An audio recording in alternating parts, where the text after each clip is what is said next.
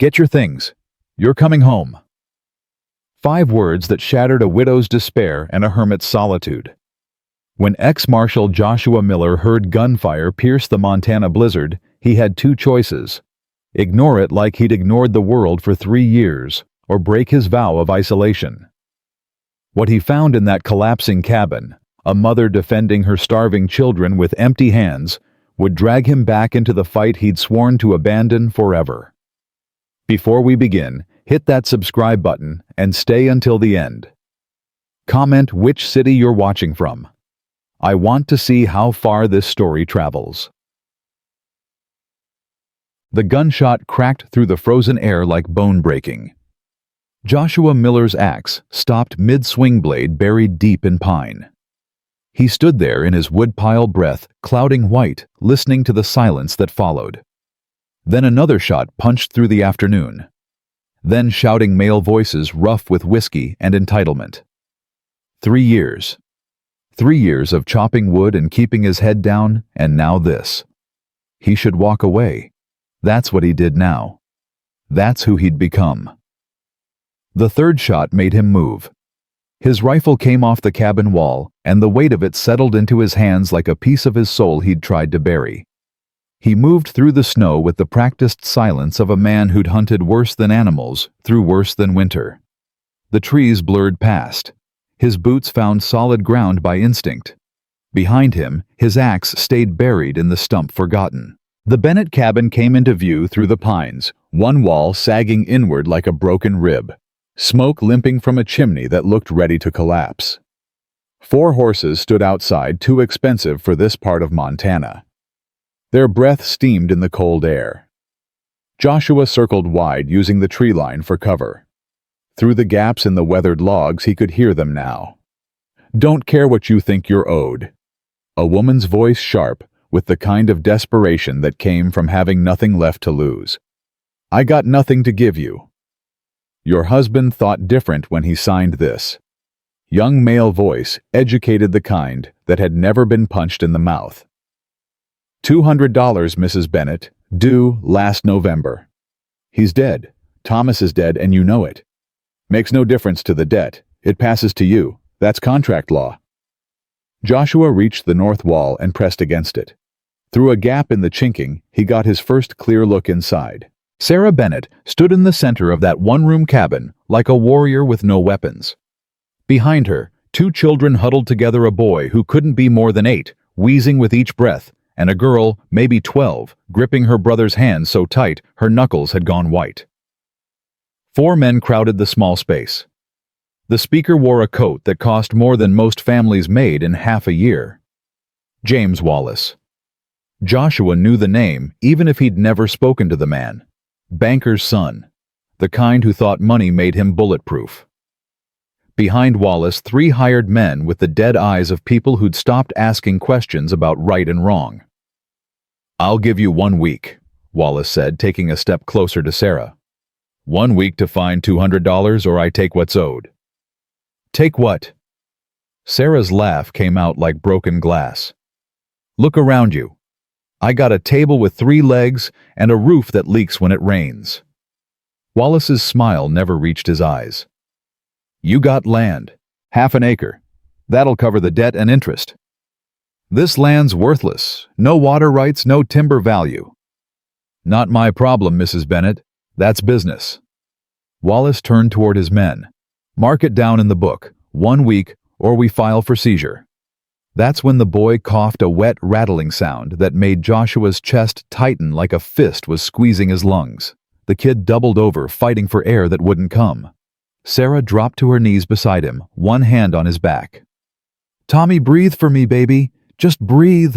"What's wrong with him?" one of the hired men asked, stepping back like the kid's suffering might be catching. "Asthma," Sarah said, still rubbing circles on the boy's back. "The cold makes it worse. Please, Mr. Wallace, just give me more time." 1 week. Wallace moved toward the door. Sarah did something then that made Joshua's finger find his trigger. She grabbed Wallace's boot with both hands. "Please."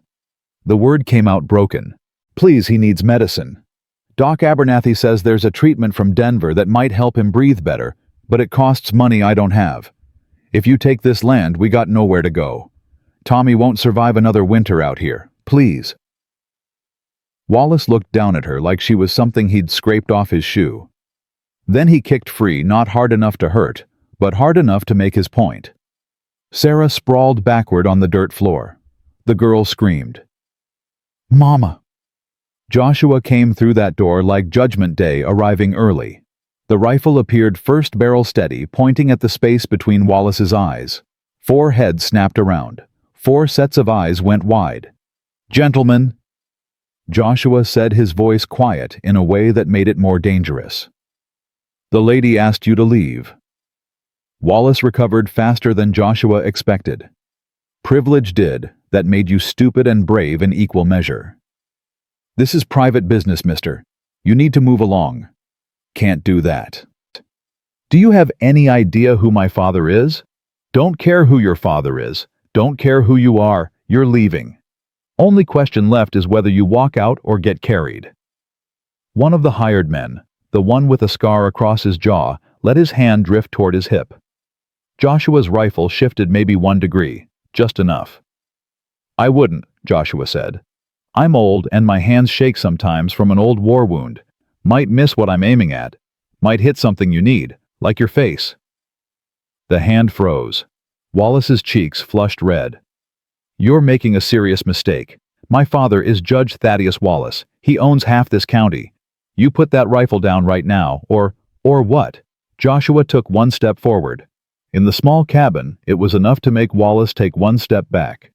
"You'll write my name in your little book. You'll have your daddy come talk to me. Go ahead. But right now, I'm the one with the rifle, and you're the one who just kicked a woman in front of her children. So I'm going to ask one more time, real polite. Leave." The silence stretched. Tommy wheezed. Sarah stayed on the floor, one arm wrapped around her daughter. The stove crackled. Finally, Wallace laughed cold and sharp, the kind of laugh that promised future pain. All right, we're leaving." He looked past Joshua to Sarah. "1 week, Mrs. Bennett. When I come back, I'm bringing Sheriff Thompson and the paperwork. You can either pay what's owed, or you can watch us take this property. Your choice." He gestured to his men, and they filed out. Joshua stayed in the doorway, rifle ready, watching them mount their expensive horses, watching them ride into the gray afternoon hoofbeats fading into the distance. He didn't move until the sound disappeared completely. Didn't lower the rifle until there was nothing but wind, and the boys labored breathing. Then he turned around. Sarah had pulled herself up, both children pressed against her sides. Her dress was dirty from the floor. Her hair had come loose from its pins. But her eyes were dry in that terrible way that meant she'd already cried herself empty. "Thank you," she said. "I don't know who you are, but thank you." Joshua looked around the cabin properly now. Really looked. 1 room, maybe 12 feet on a side. Dirt floor packed hard from use.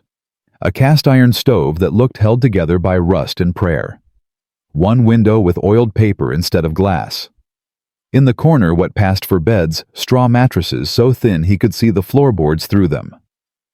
His eyes landed on the table. 3 tin plates with scraps rabbit bones that had been boiled at least twice for soup, some kind of root vegetable gone soft and gray.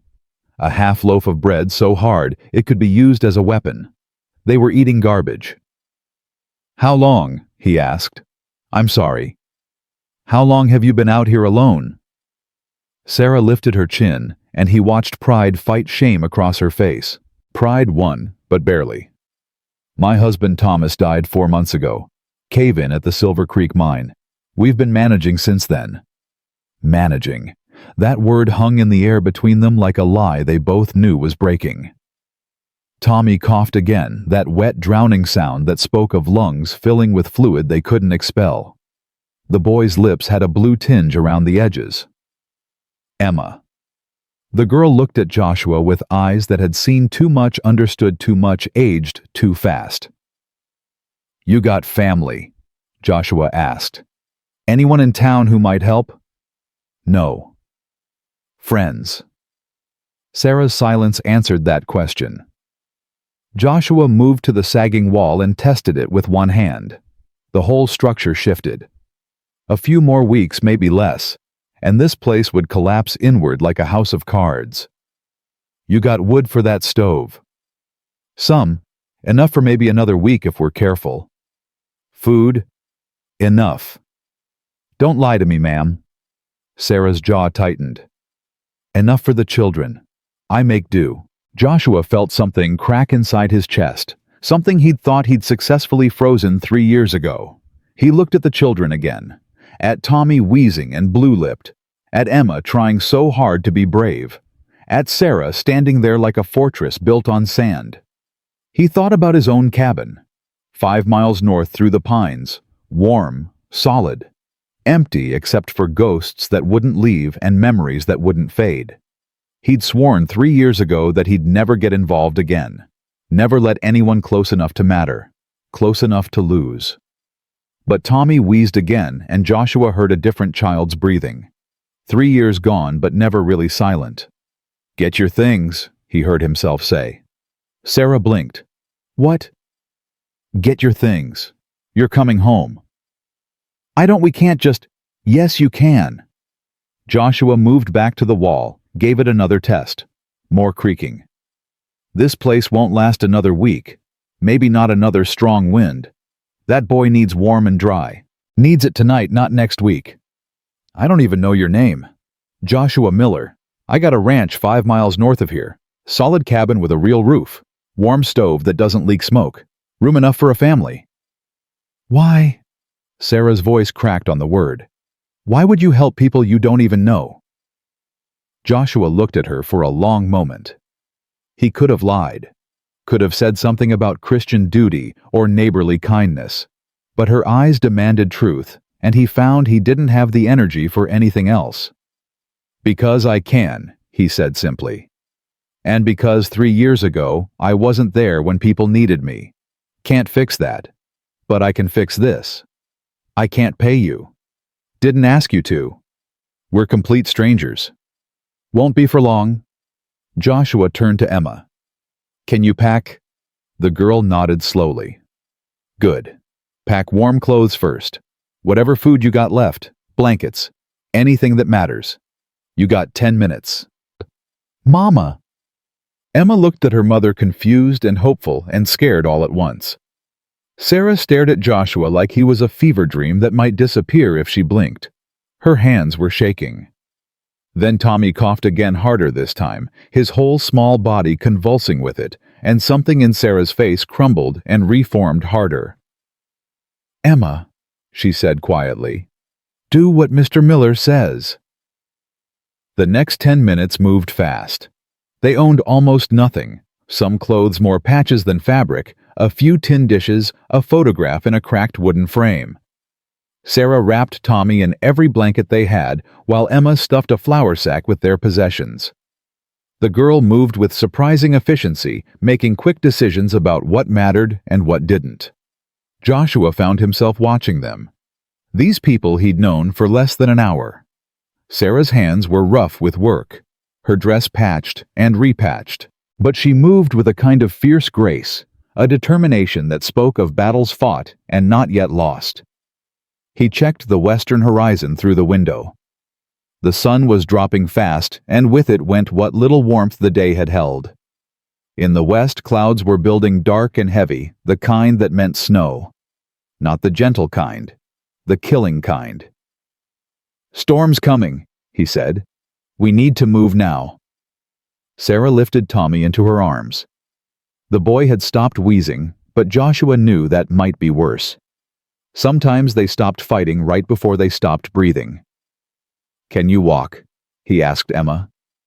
Yes, sir. Her voice was small but steady. Good. Stay close to me. Don't stop unless I say stop. If the wind picks up, we keep moving anyway. You understand? Both Emma and Sarah nodded. All right then. Joshua shouldered their single flour sack. It weighed almost nothing.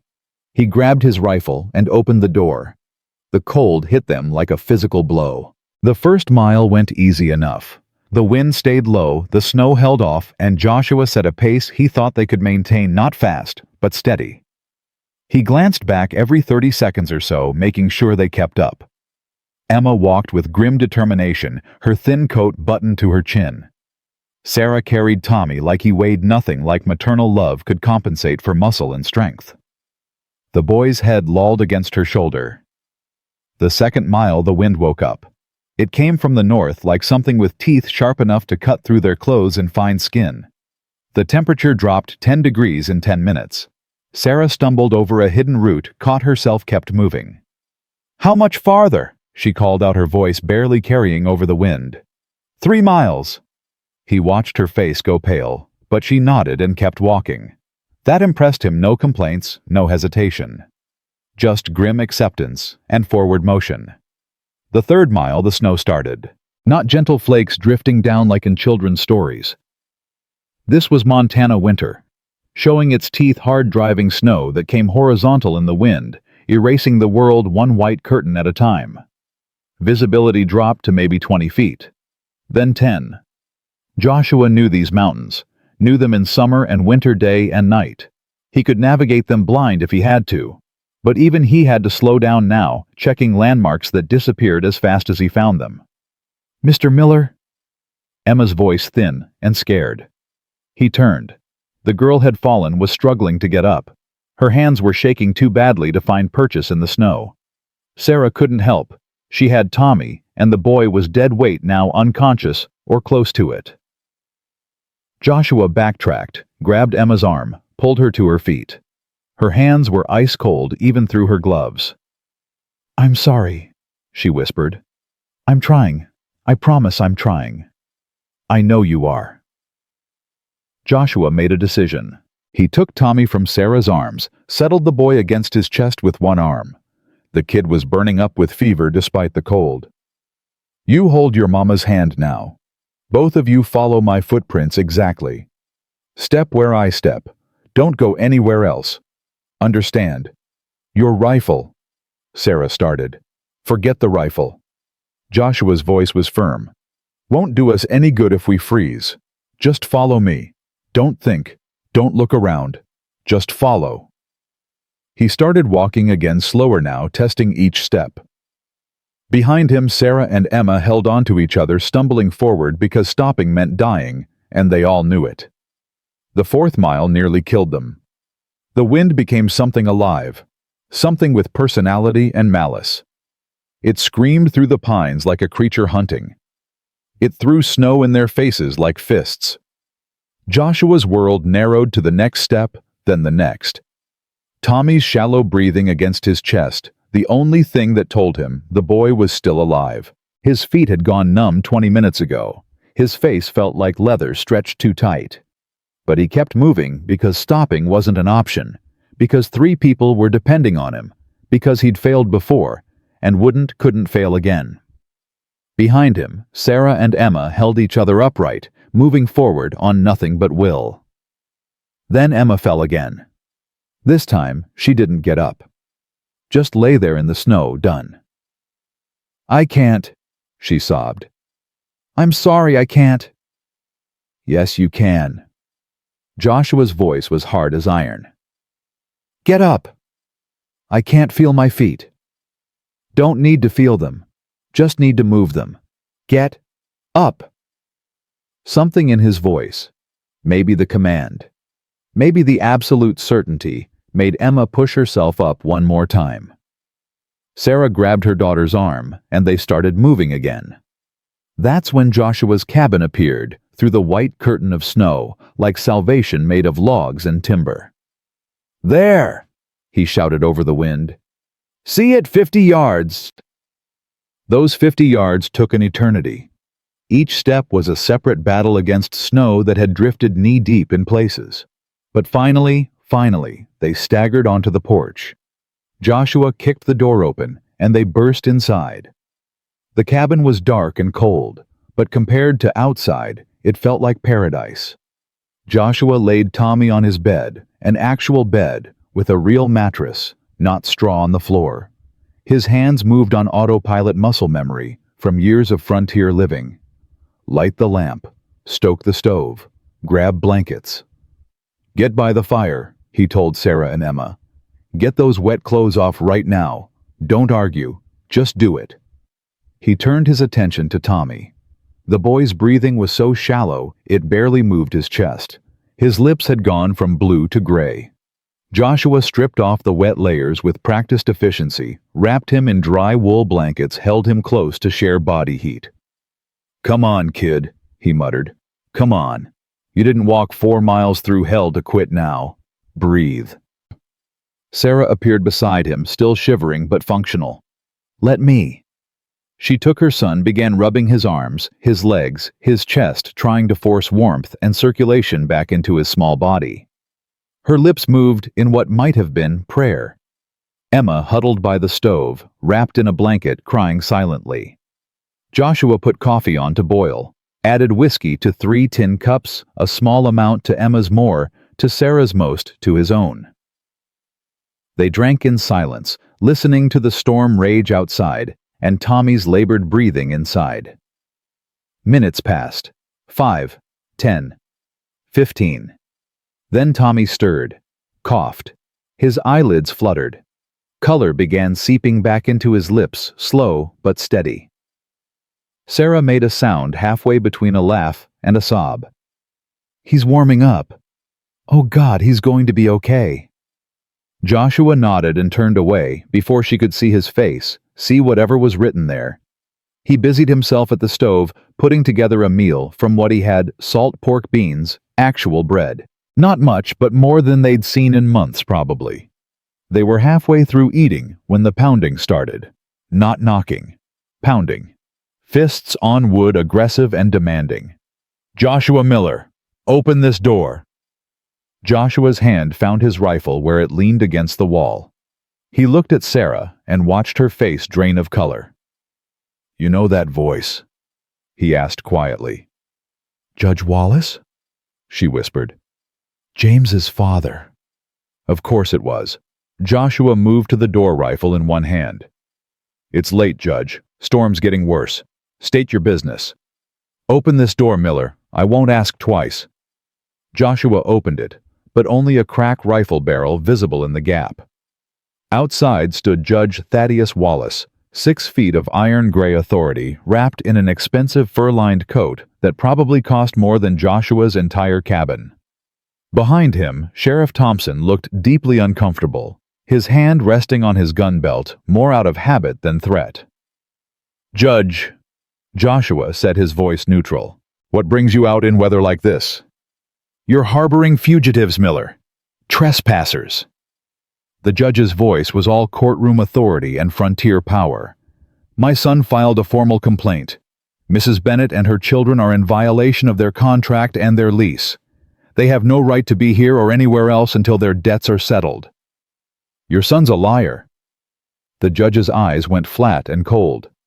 "Watch yourself." "I am watching. Watching you ride up to my cabin in a blizzard to threaten a widow and 2 children. Makes a man wonder what you're really afraid of, Judge. Makes him wonder what's worth riding out in killing weather." "The law?" "The law says a man can offer shelter to people in need. The law says children don't freeze to death over their father's debts. You want to discuss law? Judge, I'm happy to do that, but not tonight. Tonight these people are my guests, and they're not going anywhere." Sheriff Thompson cleared his throat.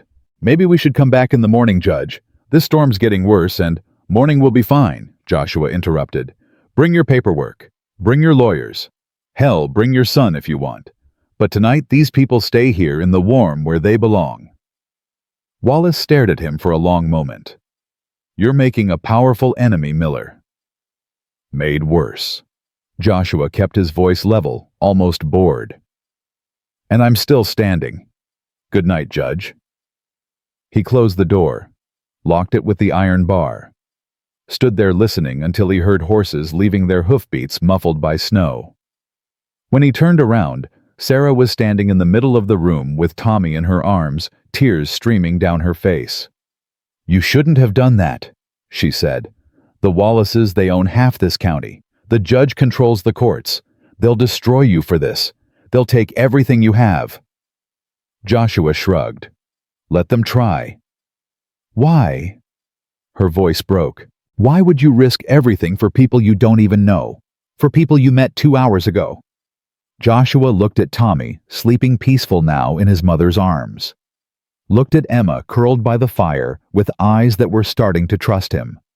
Looked at Sarah, brave and broken, and still fighting. "Because 3 years ago," he said quietly, "I wasn't there when people needed me. I was chasing outlaws that didn't matter in the long run. Came home to find my wife and son dead from fever. No one there to help them. No one to fetch the doctor or bring medicine or just be there." He paused. "I live with that every day. Every single day. So maybe I can't fix the past. Maybe I can't bring them back. But I can fix tonight. I can be here now." Sarah nodded slowly, wiping her eyes. "What do we do in the morning when they come back?" "Morning, we figure out what Wallace really wants." Joshua moved to the window, stared out at the white darkness and the storm that showed no signs of stopping. "Because men like him don't ride out in blizzards over $200 and a worthless half-acre. There's something else going on. Something bigger." "Like what?" "Don't know yet." Joshua turned back to face her. "But we're going to find out. Together." Sarah was quiet for a moment. Then, "Mr. Miller." "Joshua." "Joshua." She said his name carefully, like she was testing its weight. Have we met before? Something about you seems familiar." Joshua studied her face, really looked at her for the first time. Mid-30s, he guessed. Brown hair shot through with premature gray. Lines around her eyes from squinting into sun and worry. But there was something in the shape of her face, the way she held herself. "Where you from originally?" he asked. "Pennsylvania. Little town outside Gettysburg." She shifted Tommy in her arms. "I worked as a nurse during the war. Battlefield hospitals mostly after the fighting moved through." Joshua went very still. "Gettysburg." "Yes. Why?" He moved to the mantel, pushed aside some dust, pulled down a small tin daguerreotype. Opened it. Looked at it for a long moment, before turning it around to show her. The image was faded but clear enough, a younger Joshua in Union blue one arm, in a sling standing next to a woman in a nurse's apron. Sarah's hand flew to her mouth. That's me. Oh my God, that's me." "July 1863, Joshua said. "I took shrapnel in my shoulder. Field hospital. You worked on me for 3 days while I had fever. Kept telling me stories to keep me awake. Stories about wanting to go west after the war, wanting to see mountains. You said you were a marshal from Montana." Sarah's voice was barely a whisper. "You promised if I ever made it west, you'd show me the Rockies." "Promised a lot of things back then." Joshua set the daguerreotype back on the mantel. "War changes people. Life changes them more." "I looked for you," Sarah said. "After the war, before I met Thomas. Wrote to the marshal's office in Helena. They said you'd resigned. No forwarding address. I resigned after my family died. Moved up here. Stopped answering letters. Stopped a lot of things." Sarah looked at him with new understanding. "So that's why. That's why you helped us. Because of a promise made 22 years ago." "No." Joshua's voice was firm. "I helped you because it was right. Because you needed help and I could give it. The past." He gestured at the daguerreotype. "The past just explains why it hurt so much to say yes." They stood there in silence for a moment, history settling between them like snow. Then Tommy coughed softer now, easier, and the spell broke. "You should sleep," Joshua said. "Take the bed with Tommy. Emma can have the cot by the fire. I'll take the floor." "I can't take your bed." "You can and you will. I've slept in worse places." He pulled blankets from a chest, started making a pallet on the floor. "We got a hard day coming tomorrow. Whatever Wallace wants, he wants it bad. Bad enough to come out in a storm. That means we need to be ready." Sarah nodded slowly. She carried Tommy to the bed, tucked Emma onto the cot. Both children were already asleep, exhausted beyond measure. She stood there for a moment looking at Joshua in the lamplight. Thank you, she said finally. For everything. For saving us. For remembering. Get some sleep, Sarah. She nodded and moved to the bed, lay down beside her son.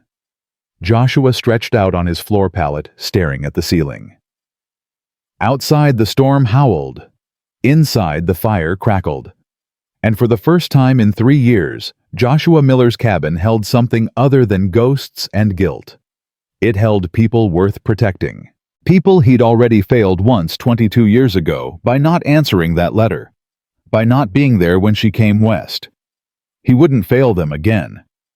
Whatever Judge Wallace wanted, whatever game he was playing, Joshua would figure it out. And he'd stop it. Because that's what he did. That's what he'd always done before grief made him forget. He was a marshal. Maybe not officially anymore. But some things you didn't resign from. Some things were in your blood. Outside, the storm screamed its rage at the mountains. Inside, Joshua Miller closed his eyes and for the first time in 3 years slept without nightmares. Tomorrow, the real fight would begin. But tonight, they were safe. They were warm. They were together. And sometimes, that was enough. And morning came with silence. Joshua woke to that particular quality of quiet that meant fresh snow had fallen heavy overnight. He lay there on his floor pallet for a moment, listening to the soft breathing of 3 other people in his cabin, a sound he hadn't heard in 3 years. Sarah and Tommy in the bed, Emma on the cot, all still asleep. He rose carefully, added wood to the stove without making noise, put coffee on. His body ached in places he'd forgotten could ache. Carrying a sick child 4 miles through a blizzard would do that to a man, especially one who'd spent 3 years doing nothing more strenuous than chopping wood. The window showed him a world transformed. 2 feet of fresh snow, maybe more. The sky had cleared to that hard blue that promised bitter cold. His woodpile was buried. The path to the barn was gone. And coming up that vanished path, 3 horses moved through the deep snow. Judge Wallace, Sheriff Thompson, and a 3rd man. Joshua didn't recognize tall, thin, carrying a leather satchel. A lawyer, probably. Joshua had maybe 5 minutes before they reached the cabin. He moved to the bed, touched Sarah's shoulder gently. She woke instantly, the way people did when they'd spent months sleeping, light always listening for danger. "They're here," he said quietly. Sarah sat up, careful not to wake Tommy. Already? 3 of them. The judge, the sheriff, and someone else. Probably a lawyer. What do? We listen. We stay calm. And we figure out what they really want. Joshua handed her a cup of coffee. "Get dressed. Wake Emma. I'll handle the door." 5 minutes later, the pounding came. Joshua opened it before they could knock a second time. The 3 men stood on his porch, snow to their knees, breath steaming. "Gentlemen," Joshua said, "coffee's on if you want it." Judge Wallace brushed past him without invitation, tracking snow across the floor. The sheriff followed, looking apologetic. The lawyer came last, wiping his spectacles. "Mrs. Bennett?" The judge's voice filled the small cabin. "I'm here in my official capacity as circuit judge to inform you that your lease on the Bennett property is hereby terminated due to non-payment of debts. You have until sundown to vacate these premises." "These aren't her premises," Joshua said. "This is my cabin. She's my guest. Guest or not, she's still in violation." The judge pulled a paper from his coat. "This is a writ of seizure for the Bennett property and all assets therein. Sheriff Thompson will execute it at noon today." Sarah stood beside the bed, one hand on Tommy's shoulder. The boy was awake now, watching with wide, frightened eyes. Emma pressed against her mother's other side. "There's nothing there to seize," Sarah said. "You've seen the cabin. It's falling apart. The land has no value." "The land has the value I assign it." The judge's smile was cold. "And I'm assigning it sufficient value to cover your late husband's debts." "This is about more than debt." Joshua stepped between the judge and Sarah. "What do you really want, Wallace?" "I want what's legally owed. You rode out in a blizzard last night for $200. Try again." The judge's eyes narrowed. Careful, Miller. I'm done being careful. You want that land for something. Something your son mentioned yesterday, probably. Something worth more than a widow's half-acre. The lawyer, a nervous man named Pemberton Joshua, would learn later, cleared his throat. The Northern Pacific Railroad has expressed interest in a route through this valley. The Bennett property sits on the proposed right-of-way. Judge Wallace, in his capacity as County Land Commissioner, is authorized to acquire necessary properties for public infrastructure. There it was. Joshua felt something click into place. Public infrastructure, he repeated. That's a fancy way of saying you're stealing her land to sell to the railroad. It's not stealing when it's legal, the judge said. Legal doesn't mean right. Right doesn't pay debts. The judge turned back to Sarah. You have until sundown, Mrs. Bennett. If you're not off that property by then, I'll have you arrested for trespassing. She won't be there, Joshua said. She'll be here. That's her choice. But the land is forfeit either way. The judge moved toward the door, then paused. One more thing, Miller. You posted yourself as guarantor for these people last night. That means if they cause any trouble, you're liable. Keep that in mind. The three men left horses struggling back through the snow. Joshua closed the door and turned to find Sarah staring at him. The railroad, she said. Thomas knew. That's why. She stopped, her face going pale. That's why what Sarah moved to the flour sack they'd brought last night, dug through it, pulled out a small leather journal. Her hands shook as she opened it. Thomas kept notes, she said. The last few months before he died. He said men were coming around the mine asking questions about land, offering money for properties. He thought something was wrong with the offers, they were too low, too aggressive. She flipped pages. He wrote it all down. Names, dates, amounts offered. Joshua took the journal, scanned the pages. Thomas Bennett had been thorough. 3 months of notes about railroad agents making lowball offers for land. About miners who refused to sell, suddenly facing accidents or having their claims disputed. About a surveyor who disappeared after questioning the proposed route. Did your husband tell anyone about this? Joshua asked. He tried. He went to the sheriff first, but Thompson said it was civil matter, not criminal. Then he tried Judge Wallace. Sarah's voice broke. 2 days later, there was the cave-in. Thomas and 4 other men died. You think it wasn't an accident? I don't know what to think. Thomas was careful. He'd been mining for 15 years, and then suddenly... She wiped her eyes. Then suddenly I'm a widow with debts I didn't know existed, and men at my door demanding money I don't have. Joshua studied the journal. Something didn't fit. If the railroad wanted your land, why not just make you an offer? Why go through all this? Because there are 15 properties on that route, said a new voice from the doorway. They all turned. A man stood there, medium height, gray beard, holding a black medical bag. He'd come in so quietly none of them had heard. Doc Abernathy, Sarah said. How did you buy? Saw Wallace riding out at dawn, figured he was heading here. The doctor moved to the stove, poured himself coffee without asking. Mind if I check on the boy while we talk? Sarah nodded, and Doc Abernathy moved to Tommy, began a quick examination. The boy submitted quietly, used to doctors by now. You said 15 properties, Joshua prompted. That's right. The proposed railroad route cuts through 15 properties in this valley. Wallace and the railroad, they've got a deal. Wallace acquires the land cheap through foreclosure and legal manipulation, then sells it to the railroad at market rate. He keeps the difference. That's fraud, Joshua said. That's business. Doc Abernathy pressed his stethoscope to Tommy's chest. At least that's what they'll argue in court. And since Wallace controls the court, good luck proving otherwise. How do you know all this? Because I'm the one who stitched up the surveyor after Wallace's men beat him half to death and told him to leave town. Doc Abernathy straightened up. The boy's lungs sound better. Keep him warm and dry. That medicine from Denver, it costs $40. I can order it, but... Order it, Joshua said. I'll pay. Joshua, you can't. Sarah started.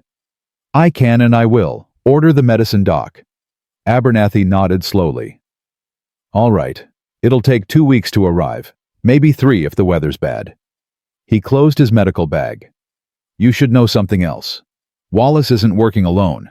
There's a railroad man in town, Marcus Brennan. He's the one pulling the strings. Wallace is just the local fixer. Where can I find Brennan? The hotel. But I'd be careful, Miller. Brennan travels with protection. Professional protection, if you understand my meaning. Joshua understood. He'd dealt with hired guns before. There's one more thing, Doc Abernathy said, moving toward the door. 3 other families on that railroad route. The Johnsons, the Krugers, and the Mendozas. All facing the same situation as Mrs. Bennett, sudden debts, foreclosure notices, pressure to leave. If you're thinking about fighting this, you won't be fighting alone. After the doctor left, silence filled the cabin. Tommy had fallen back asleep. Emma sat by the fire, pretending not to listen, but hearing everything. We should talk to them, Sarah said. The other families. If we stand together, they'll crush you together just as easily as separate. Joshua set the journal on the table.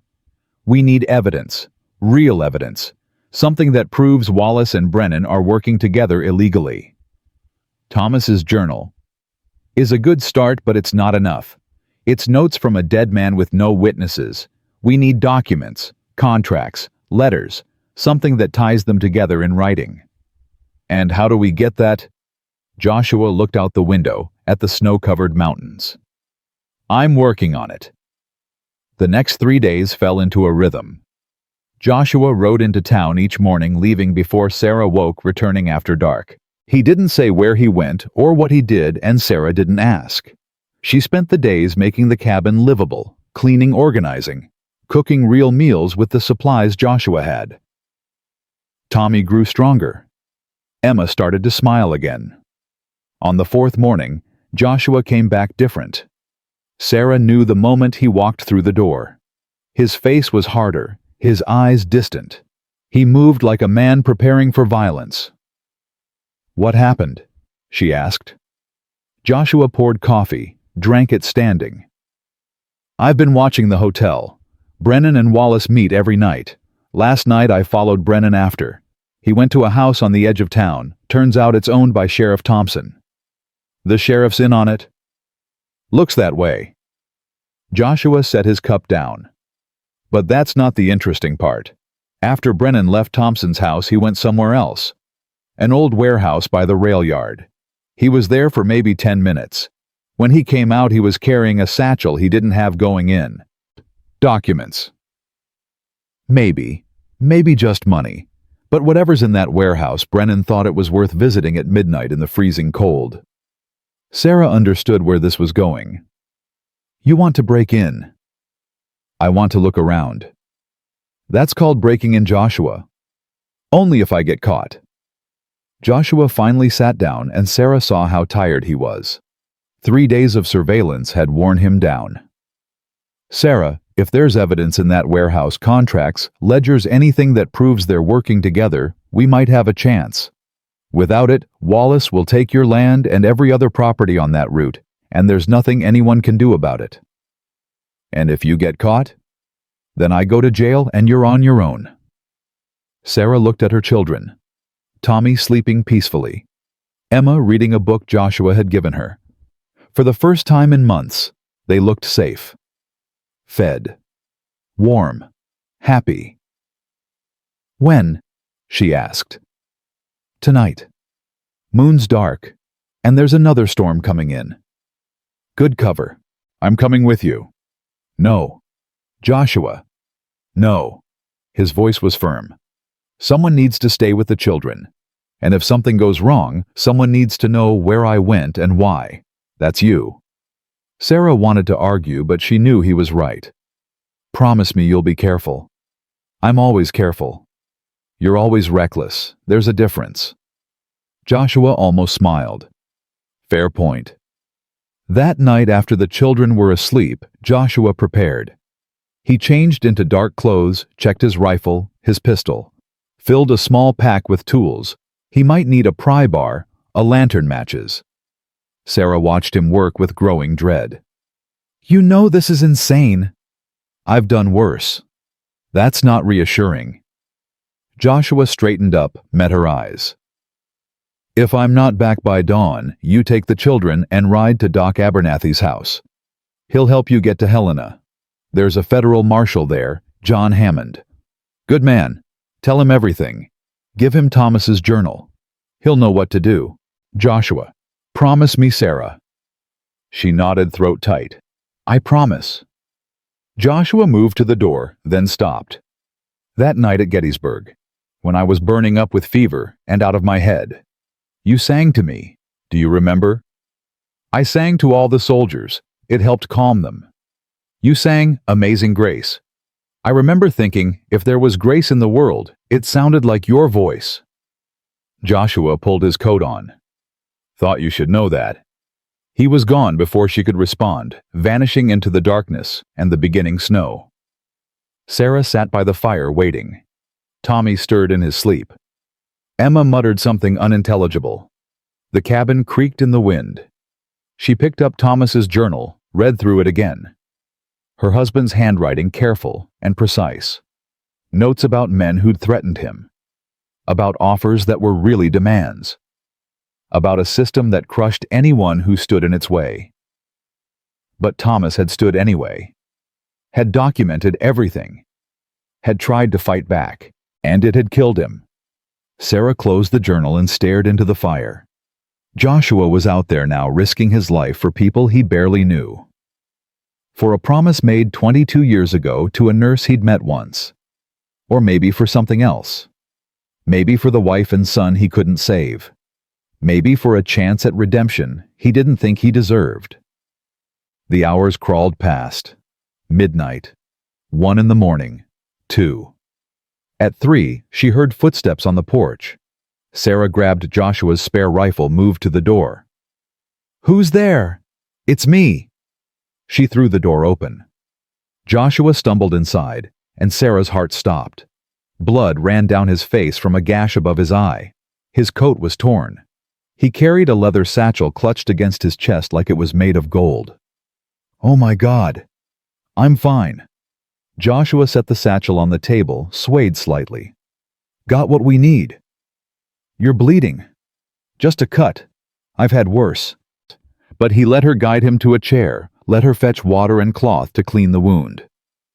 "What happened?" Sarah asked, dabbing at the blood. "Warehouse wasn't empty.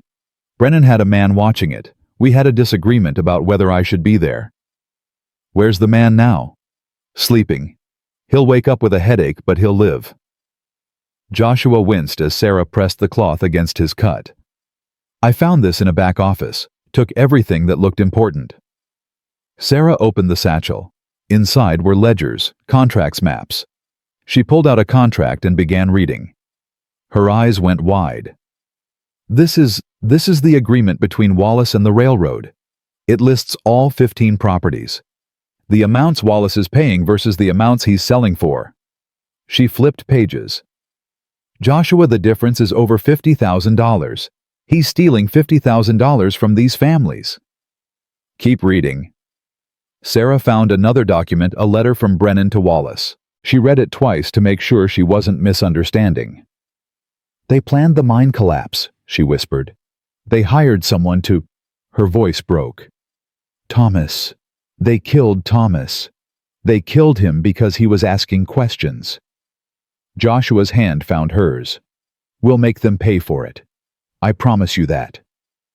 Sarah wiped her eyes, forced herself to keep reading. There were more documents, payoffs to Sheriff Thompson, threats sent to families who refused to sell, even a contract with hired enforcers to handle problems. "This is everything," she said. "This proves all of it." "That's what I figured." Joshua stood up, testing his balance. The cut had stopped bleeding. "Come morning we ride to Helena. Federal Marshal needs to see this." "That's 2 days' ride, maybe 3 with the children." "I know. We leave at first light. Pack what you need." Sarah looked at her children still sleeping peacefully. "They'll come after us. Wallace and Brennan. They'll know you took this. They'll try." "Joshua, I won't let them hurt you. Any of you. Joshua's voice was iron. I failed people before. I won't fail you. I can't. Sarah held his gaze for a long moment. Then she nodded and began packing.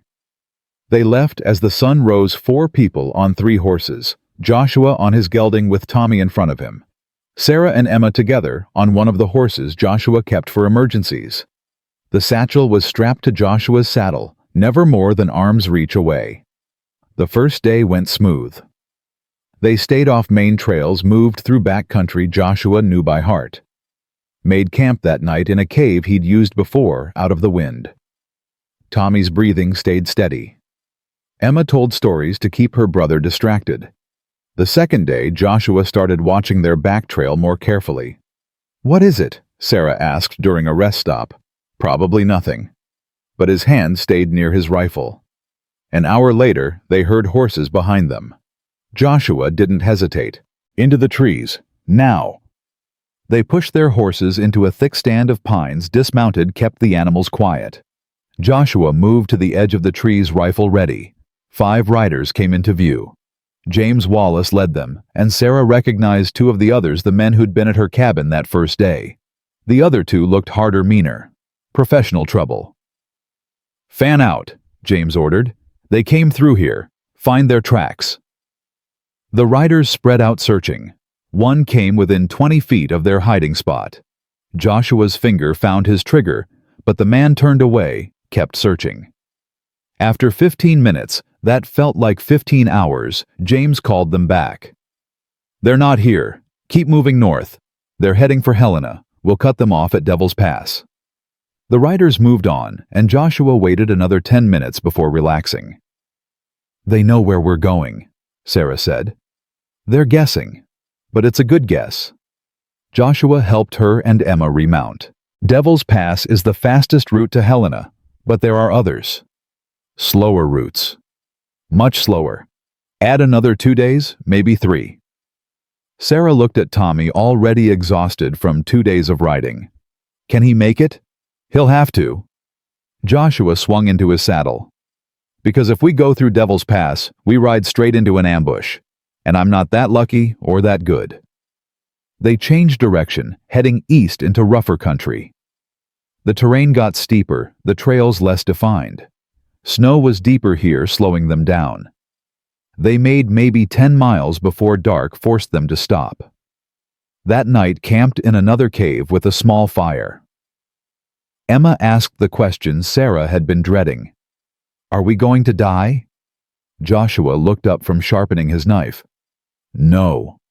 But those men are behind us, and they don't know where we are. We've got supplies, and we've got these mountains. That's enough. What if they find us? Then I'll handle it. Joshua's voice was gentle but firm. Emma, I know you're scared, but I promise you I will not let them hurt you or your brother or your mother. You understand, I promise. Emma nodded, but Sarah could see the doubt in her daughter's eyes. The girl had seen too much broken promise in her short life to trust easy. That night Sarah couldn't sleep. She lay next to her children, listening to Joshua keep watch by the cave entrance. Around midnight, she gave up and joined him.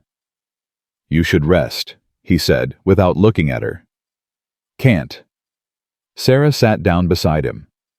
Joshua, what if we don't make it? What if... We'll make it. You can't know that. Yes, I can. Joshua turned to face her. Sarah, I've been dead inside for 3 years, going through motions waiting for nothing. Then I heard that gunshot and something woke up. Something I thought was gone forever. What? Purpose, reason, something worth fighting for. His hand found hers in the darkness. I will get you to Helena. I will get that evidence to the Marshal, and I will see Wallace and Brennan pay for what they did. That's not hope. That's not faith. That's just fact. Sarah felt tears on her cheeks. I'm glad it was you, that day at my cabin. I'm glad it was you who came. Joshua squeezed her hand once, then stood up. Get some sleep. We've got hard riding tomorrow. The third day brought them to the Snake River Canyon. Joshua led them along a narrow trail that hugged the canyon wall 200 feet above churning water. The horses picked their way carefully, and Sarah tried not to look down. They were halfway across when they herded horses ahead blocking the trail. Joshua pulled up short. 3 riders waited where the trail narrowed to single file. No way around. No way back without being exposed on the open trail. Sarah recognized one of them immediately. Marcus Brennan himself, flanked by 2 hired guns. "Mr. Miller?" Brennan called out, his voice carrying across the distance. "I believe you have something that belongs to me." "Nothing here belongs to you," Joshua called back. "The satchel, the documents you stole. Hand them over and you can all ride away. Otherwise—" Brennan shrugged. "This is a dangerous trail. Accidents happen." Joshua's mind raced. 3 men ahead. James Wallace and 2 more probably behind them by now, trapped on a trail barely wide enough for 1 horse. He looked at Sarah, at the children.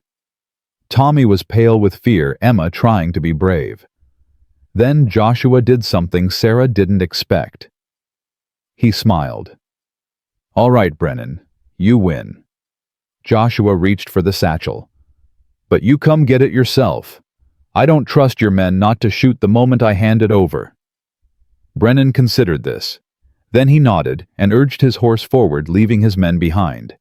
He was 10 feet away when Joshua threw the satchel, not to Brennan, but over the edge of the cliff. "No!" Brennan screamed, watching it fall toward the river.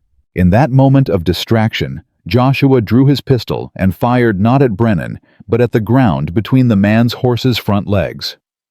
The horse reared, panicked, and Brennan fought for control on the narrow trail. "Ride!" Joshua shouted to Sarah. "Now!" She didn't question, just kicked her horse forward. Emma screamed, but held on. Joshua snatched Tommy, wheeled his own horse, and charged back the way they'd come. Behind them, gunfire erupted. Bullets whined off rocks. Joshua hunched over Tommy, making himself a shield, and pushed his horse harder. They burst around a bend and found exactly what Joshua expected: James Wallace and 2 men blocking the trail. But Joshua had been counting on that. He'd spotted something earlier. A side trail so narrow he'd almost missed it. Without slowing, he turned his horse onto it, Sarah following on instinct. The trail dropped steeply, winding down the canyon wall. Too steep, too fast. Joshua's horse slipped, caught itself, kept going. Behind them, Sarah's horse stumbled. Emma screamed again. Then they were at the bottom on the canyon floor, the river roaring beside them. Joshua didn't stop. He followed the river east away from the trails into country only someone who knew these mountains could navigate. They rode for 2 more hours before Joshua finally slowed, found a place to hide. The horses got everyone under cover. Tommy was crying. Emma was shaking. Sarah looked like she might break. "The satchel," Sarah said. "You threw away the evidence." "I threw away a satchel full of blank paper and rocks." Joshua pulled the real satchel from inside his coat. "The real one's been under my shirt since we left. Figured they'd try something like this eventually." Sarah stared at him.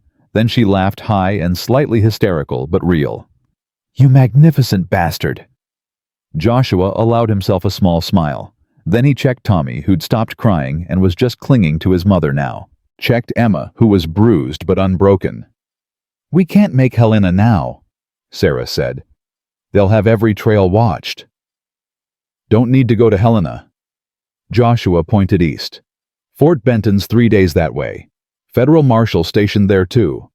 We can make it if we keep moving." 3 more days. 3 more days. Sarah looked at her exhausted children, at the man who'd risked everything to save them. She straightened her shoulders and nodded. "Then let's move." They rode through the night, through the next day, through another night. Stopped only when the horses absolutely had to rest. Ate cold food. Slept in shifts. On the morning of the 3rd day, Fort Benton appeared on the horizon like a promise kept. Joshua had never been so relieved to see civilization. They rode through the gates, and Joshua asked for the federal marshal. found him in his office, a lean man named Harrison, with sharp eyes and a no-nonsense demeanor. Joshua set the satchel on Harrison's desk. "Marshal, my name's Joshua Miller, former marshal out of Helena. I've got evidence of fraud, murder, and conspiracy involving a circuit judge and the Northern Pacific Railroad. And I've got 5 hired guns probably a day behind me who'll kill to get this back." Harrison opened the satchel, started reading. His face went hard. This is big," he said finally. "Judge Wallace, are you certain? Read the documents. It's all there." Harrison kept reading, and with each page his expression grew darker. Finally he looked up at Sarah. "Mrs. Bennett, these notes, your husband wrote these?" "Yes, sir." "I'm sorry for your loss, and I'm sorry no one helped him when he asked for it." Harrison stood up. "I'm placing Judge Thaddeus Wallace and Marcus Brennan under arrest, and I'm issuing warrants for James Wallace and anyone else named in these documents." "They're coming," Joshua warned. "Could be here today. Let them come. This is a federal fort. They try anything here, they'll face a lot more than legal trouble." Harrison called for his deputies. "Get these people food, water, and a place to rest. And someone send a telegraph to Helena. I want backup here by tomorrow." As the deputies led them away, Sarah caught Joshua's arm. "We did it. We actually did it." Joshua nodded, suddenly so tired he could barely stand. "Yeah, we did." That night, in a real bed in the fort's guest quarters, Sarah let herself cry. For Thomas. For the last 4 terrible months. For the fear that was finally over. Tommy slept peacefully, his breathing easier than it had been in weeks. Emma curled beside her mother, safe at last. And in the next room, Joshua Miller slept without dreams for the second time in 3 years. Outside, somewhere in the darkness, 5 men rode toward Fort Benton with vengeance in their hearts. But inside the fort walls, 4 people who'd survived hell together finally rested. Tomorrow would bring new fights. Tomorrow would bring trials and testimony and justice. But tonight, they were safe. And sometimes that was enough. The attack came at dawn. Joshua was already awake, standing at the window of the guest quarters, watching the sky turn from black to gray. He'd learned long ago that men who meant violence preferred the uncertain light of early morning, late enough to see early enough that most people were still sleeping. He saw them coming before the sentries did. 5 riders approaching the fort gates at a pace just slow enough to avoid immediate alarm, but fast enough to reach the walls before anyone could properly react. "Sarah," he said quietly, not turning from the window. "Get the children. Get them to Marshal Harrison's office. Lock the door. Don't open it for anyone but me or Harrison."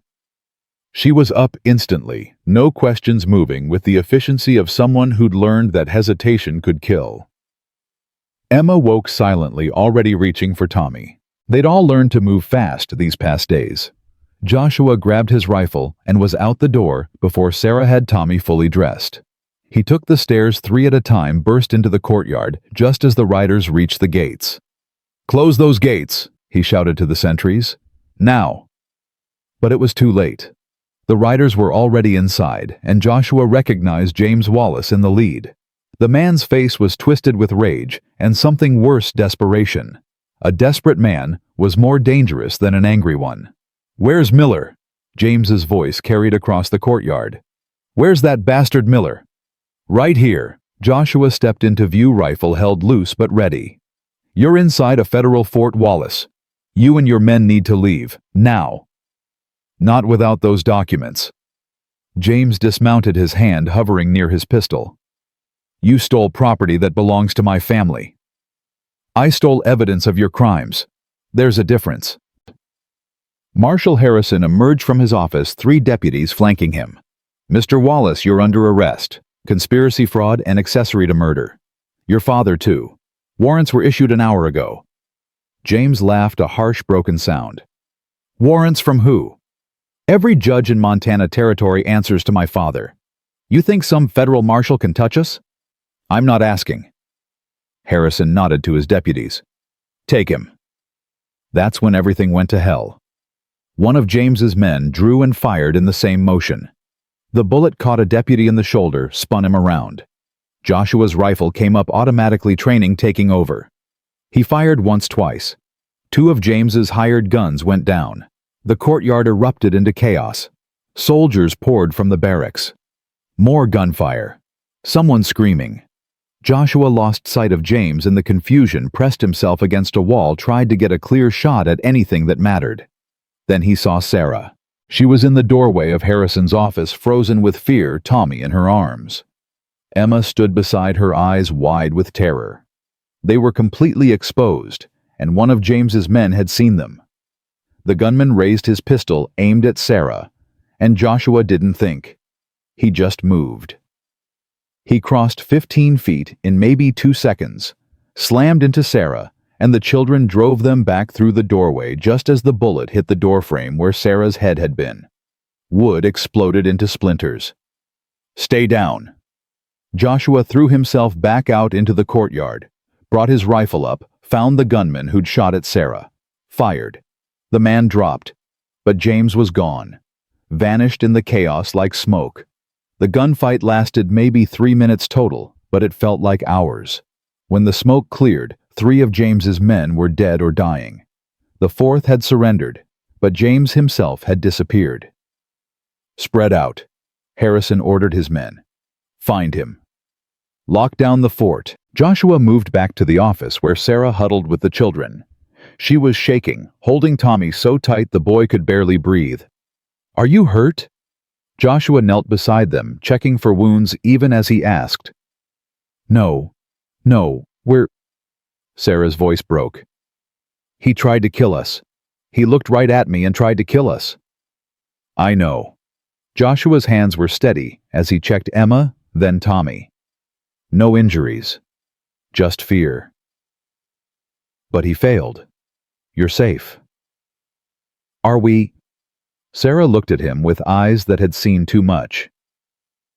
"Are we really safe, Joshua?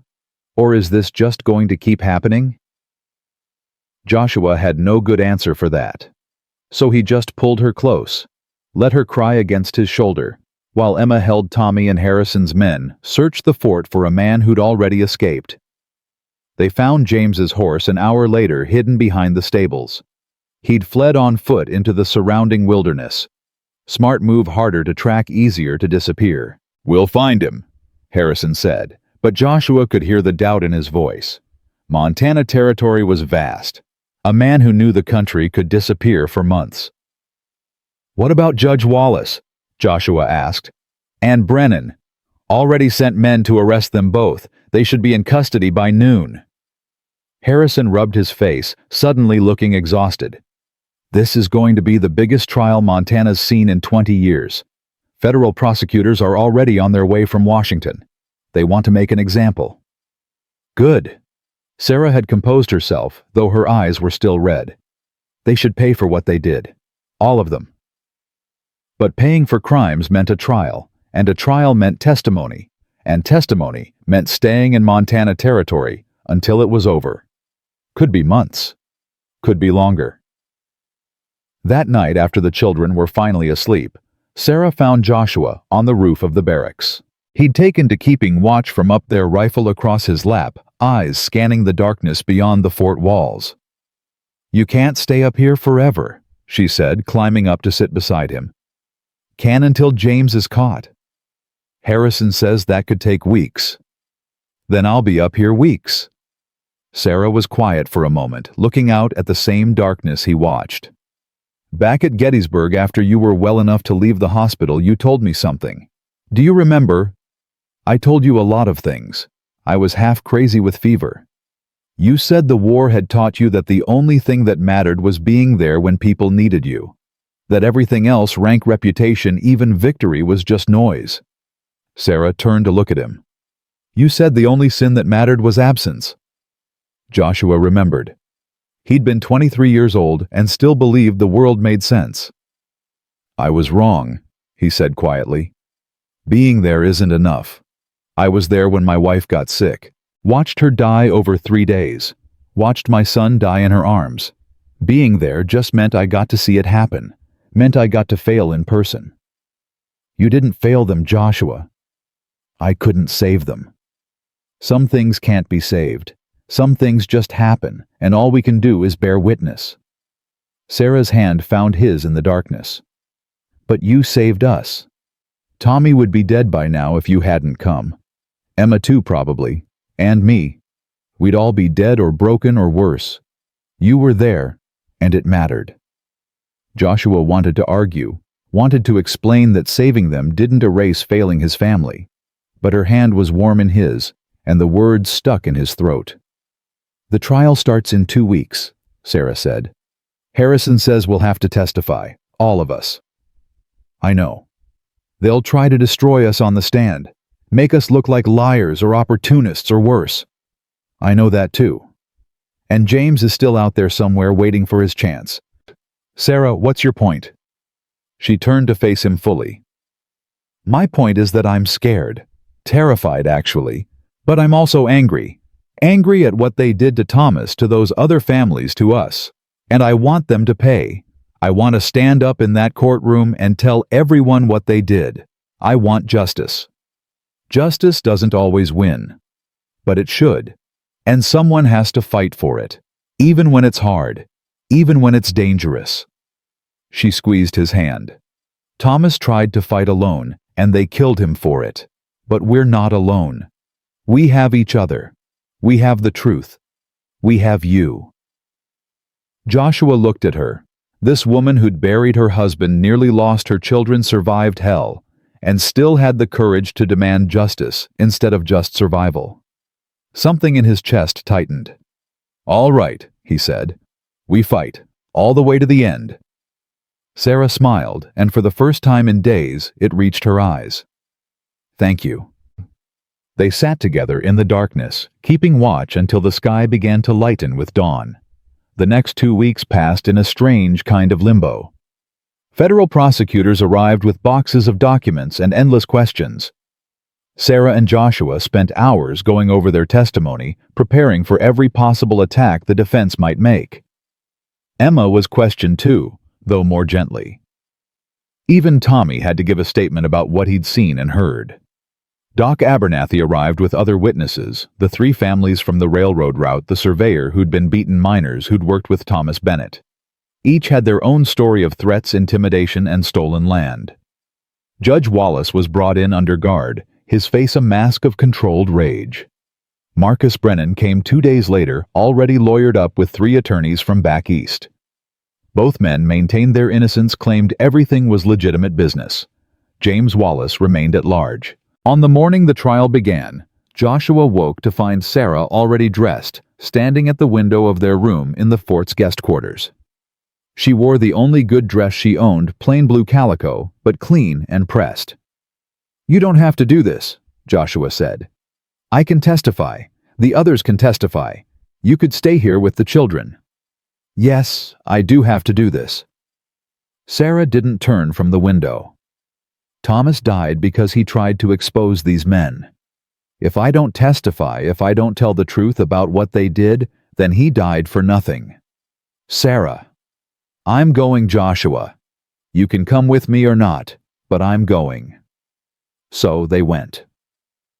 The trial was held in Fort Benton's largest building, converted into a makeshift courtroom.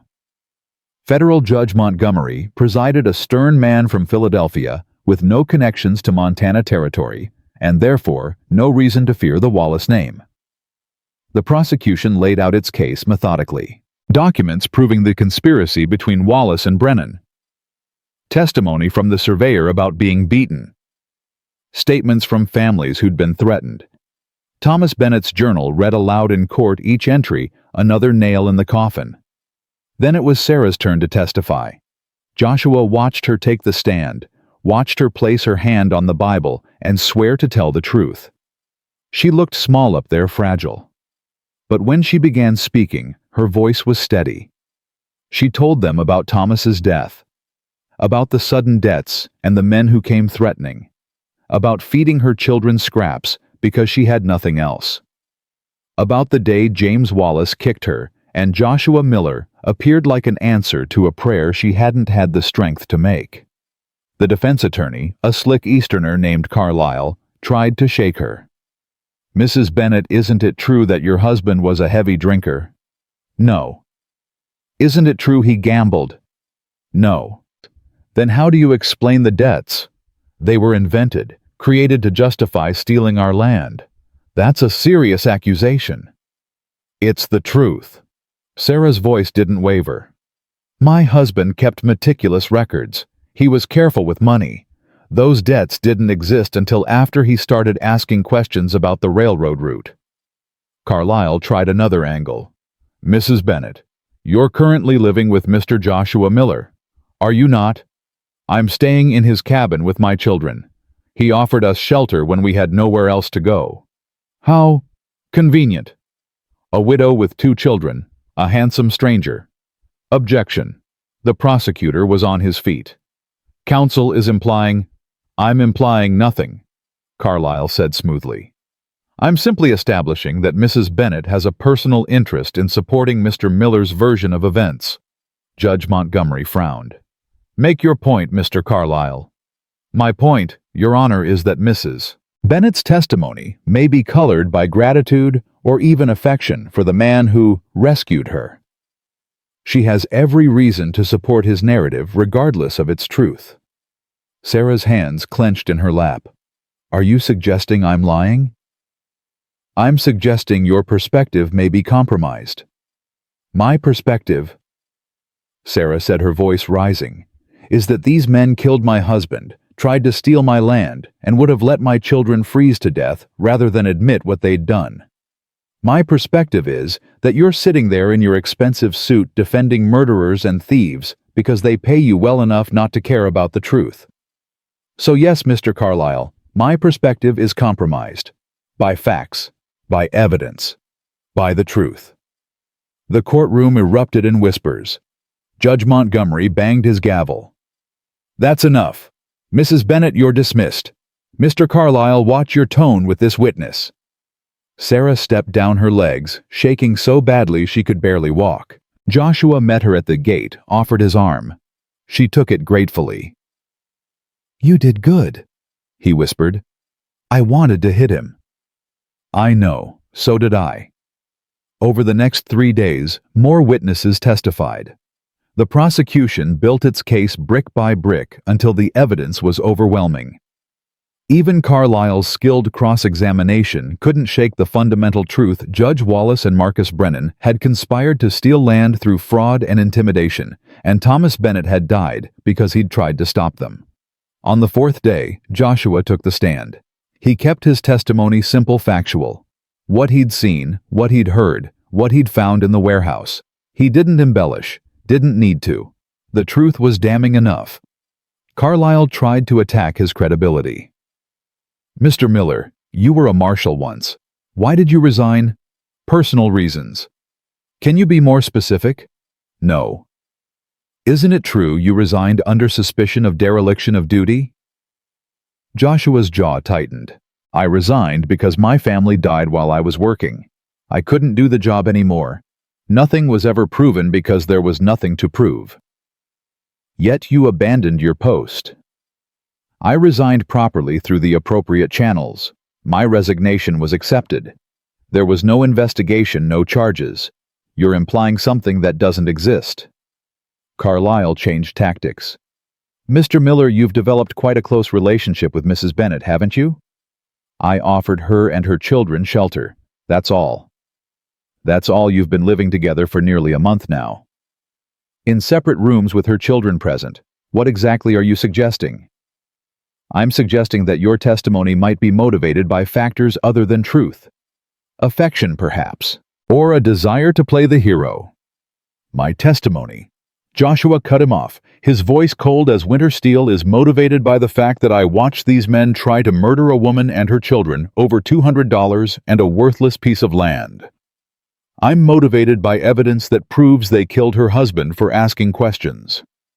I'm motivated by the truth, Mr. Carlyle. Something you might want to try sometime. Judge Montgomery banged his gavel. Mr. Miller, confine yourself to answering the questions. Yes, Your Honor. But the damage was done. The jury had seen Joshua's anger, his passion, and they'd seen that it came from conviction, not calculation. On the fifth day, Emma Bennett testified. She was so small in the witness chair, her feet barely touching the floor. But when the prosecutor asked her what she remembered, she spoke clearly. They came to our cabin, Mr. James Wallace and his men. They said we owed money. Mama said we didn't have any money. Mr. Wallace kicked her. She fell down. I thought he was going to hurt her more. Emma's voice wavered, but didn't break. Then Mr. Miller came. He had a rifle. He told them to leave. They left. Carlyle didn't cross-examine. Even he wasn't willing to attack a 12-year-old girl in open court. The defense's case was weak. They called character witnesses for Judge Wallace, local businessmen, attorneys, politicians. All testified to his integrity, his service to the community. But none could explain away the documents, the ledgers, the evidence of conspiracy. Brennan didn't testify. His lawyers advised against it. Judge Wallace did testify, claiming everything was legitimate business. The debts were real, the land acquisitions legal. He denied knowing about any violence or intimidation. I'm a circuit judge, he said from the stand, his voice full of wounded dignity. I've served Montana Territory for 20 years. The idea that I would engage in fraud or conspiracy is preposterous. But the prosecutor destroyed him on cross-examination, going through the documents line by line, showing payments from Brennan, showing the discrepancy between what he paid families and what he charged the railroad, showing letters that proved he knew exactly what was happening. By the end of his testimony, Judge Wallace looked like what he was, a corrupt official caught red-handed. The trial lasted 2 weeks. The jury deliberated for 6 hours. Guilty on all counts. Judge Thaddeus Wallace and Marcus Brennan were convicted of conspiracy fraud and accessory to murder. They would face federal prison probably for the rest of their lives. When the verdict was read, Sarah broke down crying. Joshua held her while she sobbed. And for the first time since Thomas died, she let herself feel the full weight of her grief and rage and relief. Outside the courthouse, a crowd had gathered. The other families from the railroad route, townspeople who'd watched the Wallace family abuse their power for years, reporters from Denver and San Francisco who'd come to cover the trial. Doc Abernathy pushed through the crowd to shake Joshua's hand. You did it, Miller. You actually did it. We did it, Joshua corrected. All of us. Marshal Harrison appeared with news. The railroad's withdrawing from the route. Too much bad publicity. They're going to build further south instead. And the territorial governor has invalidated all of Wallace's land seizures. The families can go home. The properties are theirs again. Sarah looked up at Joshua, tears still streaming. We can go home. But before anyone could respond, a shot rang out. Joshua felt the bullet before he heard it, a white-hot burn across his ribs. He staggered, caught himself against a post. Around him, people screamed and scattered. Shoot her! Someone yelled. On the roof. Marshal Harrison was already moving, drawing his pistol, shouting orders. Joshua looked up and saw James Wallace silhouetted against the sky, rifle in hand, chambering another round. Time seemed to slow. Joshua saw James aim again, not at him this time, but at Sarah. Saw the man's finger tighten on the trigger. Saw certain death a split second away. Joshua moved without thinking. He threw himself in front of Sarah, drove her to the ground as the second shot rang out. Felt the impact in his left shoulder, felt his arm go numb. Then Harrison's men were firing back, and James Wallace fell from the roof like a puppet with cut strings. Joshua lay on the ground, blood spreading across his shirt. Sarah screaming his name. The world was spinning, going gray at the edges. He tried to tell her he was fine, tried to say it was just a scratch, but the words wouldn't come. Doc Abernathy's face appeared above him. Someone get me inside. I need a clean room and my bag. Move. They carried Joshua into the nearest building, the general store, and cleared a table. Doc Abernathy cut away his shirt, assessed the damage. Through and through on the ribs, just a graze. The shoulder's worse, bullets still in there. I need to operate. Sarah, I need you to hold him down. I'm fine, Joshua managed to say. You're not fine. You've been shot twice. Be quiet and let me work. The next hour was pain and chaos. Doc dug the bullet out while Joshua bit down on leather and tried not to scream. Sarah held his hand so tight he thought his fingers might break. Emma stood in the corner, white-faced and silent. Tommy had been taken outside, spared from seeing this. Finally, Doc straightened up. Got it. He'll live, but he needs rest. No riding, no fighting, no heroics for at least a month. Understand, Miller? Joshua nodded weakly. I mean it. You tear these stitches, you'll bleed out before anyone can help you. I understand. Doc Abernathy cleaned up, packed his bag. James Wallace is dead. Broke his neck in the fall. It's over, Joshua. It's finally over. But Joshua barely heard him. He was looking at Sarah, at the tears streaming down her face, at the way she held his hand like letting go might kill him. You jumped in front of me, she said. You could have died. Couldn't let him shoot you. You idiot, you absolute idiot. She was crying and laughing at the same time. You could have died. But I didn't. Joshua managed a weak smile. Told you I wouldn't fail you. Sarah leaned down and kissed his forehead. You never did. Not once. They kept Joshua in Fort Benton for 3 weeks while he healed.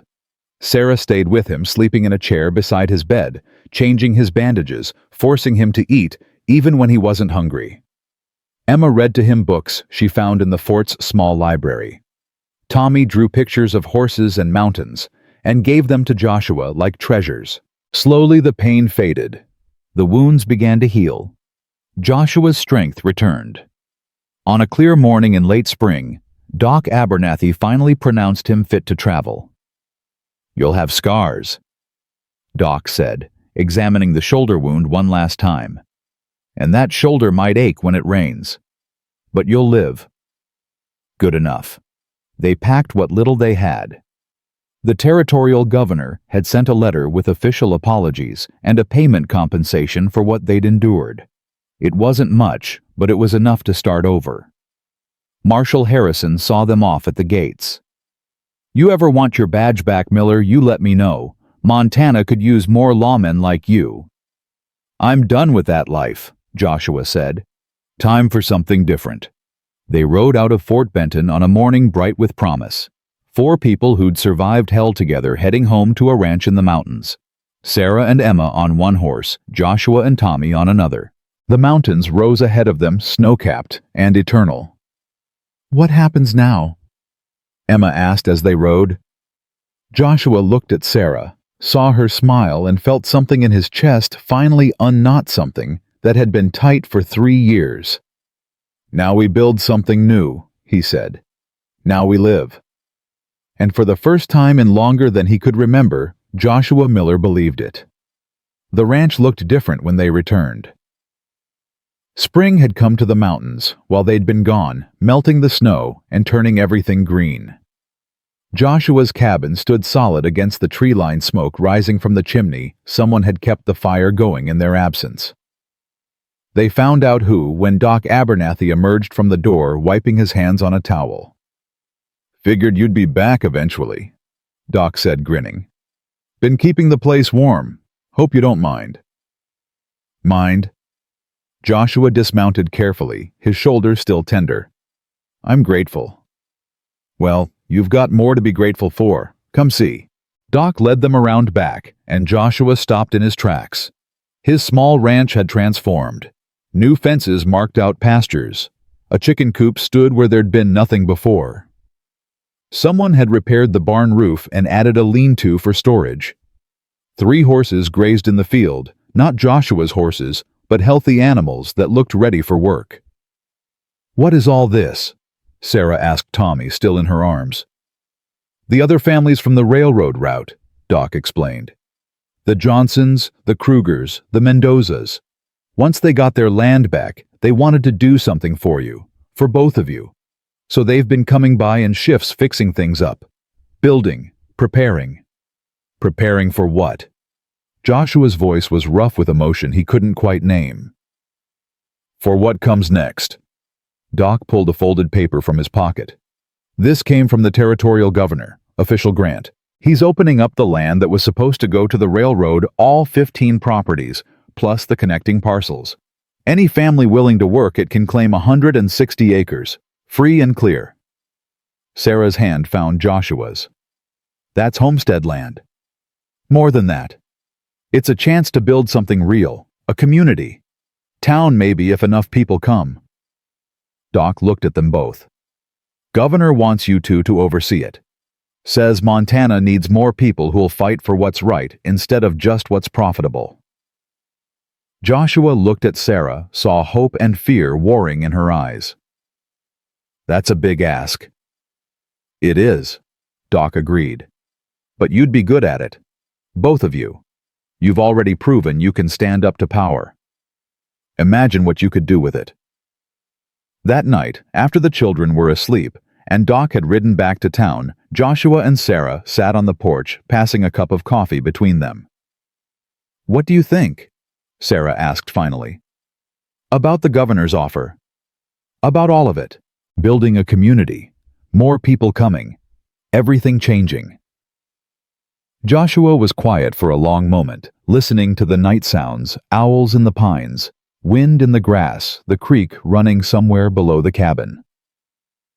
3 years ago, he said finally, I came here to die. Not physically maybe, but in every way that mattered. I wanted silence and isolation, and nothing that could hurt me again. He turned to look at her. Then you came, and Tommy and Emma, and suddenly I had reasons to be alive again, reasons to fight. Is that a yes? It's a yes to whatever you want, Sarah. You want to build a community here, we'll build it. You want to move to Helena and start fresh somewhere no one knows us, we'll do that. You want to take the children and go back east away from all this. I want to stay. Sarah's voice was firm. I want to stay here with you and build something good. Something Thomas would have wanted. Something our children can grow up in without fear. Joshua nodded slowly. Then that's what we'll do.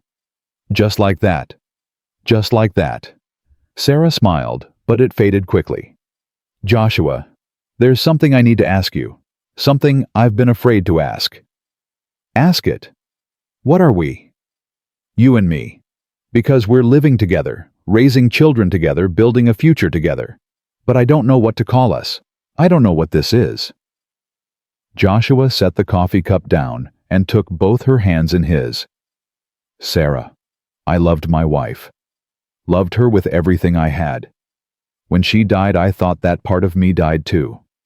Thought I'd never feel that way again, never want to. I understand. Let me finish. His grip tightened gently. Then I met you. Or re-met you, I guess. And at first it was just about doing the right thing, helping someone who needed help. But somewhere along the way, maybe in that blizzard, maybe during the trial, maybe just sitting here on this porch, something changed. I started feeling things I thought were gone forever. What kind of things? Hope, purpose, the idea that maybe I deserved a second chance. Joshua pulled her closer. Sarah, I'm not good with words. Never have been. But if you're asking what we are, what I want us to be, then, yes. Sarah interrupted, tears streaming down her face. Whatever you're about to say, yes. Joshua laughed, the sound rusty but real. You don't even know what I was going to say. Doesn't matter. The answer's still yes. He kissed her, then gentle and careful like she might break. She kissed him back, like she was claiming something she'd almost lost. When they finally pulled apart, both were crying. We should probably tell the children, Sarah said, wiping her eyes. They already know. Emma asked me last week if I was going to marry you. What did you tell her? I told her I was waiting for her mother to ask me. Sarah laughed, punched his good shoulder lightly. That's not how it works. Isn't it? You're the one who kept asking what we were. All right, fine. Sarah stood up, pulled him to his feet. "Joshua Miller, will you marry me and help me raise these children and build this community and probably drive me crazy for the next 40 years?" "Sarah Bennett, I will." They married 3 weeks later in a ceremony Doc Abernathy officiated, since the nearest preacher was 2 days' ride away. Emma cried happy tears. Tommy asked if this meant Joshua was his new papa. Joshua said yes, his voice breaking on the word. The other families came: the Johnsons with their 3 boys, the Krugers with their twin daughters, the Mendozas with their grandmother, who barely spoke English but smiled at everyone. They brought food and gifts and promises to help build. Sheriff Thompson came too, hat in hand, looking uncomfortable. "I know I don't deserve to be here," he said to Joshua. "I should have helped Mrs. Bennett when she first came to me. Should have investigated Wallace instead of looking the other way. But I want you to know I'm trying to do better. Be better." Joshua studied the man for a long moment. "You testify at the trial. That took courage." "Took me too long to find it." "Maybe, but you found it eventually. That counts for something." Joshua held out his hand. "We're building something new here. Could use a lawman who's learned from his mistakes." Thompson shook his hand, relief clear on his face. "I'll do right by you, I swear it." The weeks that followed were a blur of activity. More families arrived, drawn by the promise of free land and a fresh start. Some were miners who'd lost their claims. Others were farmers fleeing drought in Kansas. A few were simply drifters looking for a place to belong. Joshua and Sarah became the unofficial leaders, settling disputes, organizing work parties, making decisions about where to build what. It wasn't a role Joshua had wanted, but it was one he'd grown into without realizing. One morning, a wagon appeared on the road carrying a thin man in his 50s and 3 teenage children. "Name's Robert Hendricks," the man introduced himself. "Used to be a school teacher back in Missouri. Heard you folks were building a town. Figured you might need someone to teach the children." Sarah's face lit up. "A school? Joshua, we could have a real school." "Can you pay?" Hendricks asked. "I don't need much. Just enough to feed my kids and keep a roof over our heads." "We'll figure something out," Joshua said. "Right now we've got a dozen children running around with no education. That needs to change." They gave Hendricks one of the new cabins being built and promised to construct a schoolhouse by fall. Emma volunteered to help teach the younger children. Tommy was skeptical about the whole enterprise until Hendricks told him schools had maps of the whole world, and then the boy was convinced. As summer deepened, the settlement took shape. What started as Joshua's lonely ranch became a cluster of cabins, then a proper community.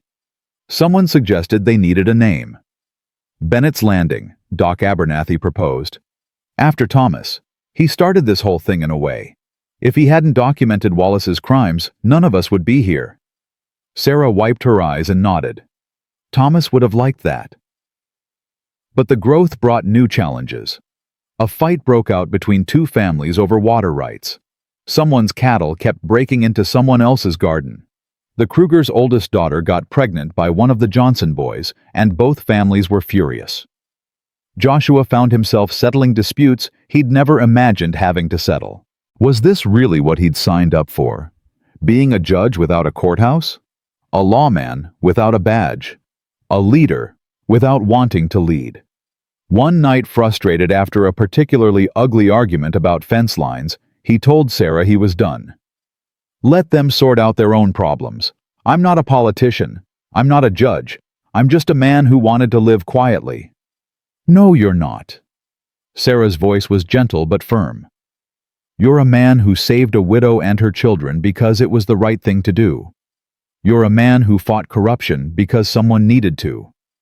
You're a man these people look up to because you've proven yourself worthy of it." "I don't want to be worthy. I just want to go back to being alone and miserable, to chop wood and wait to die."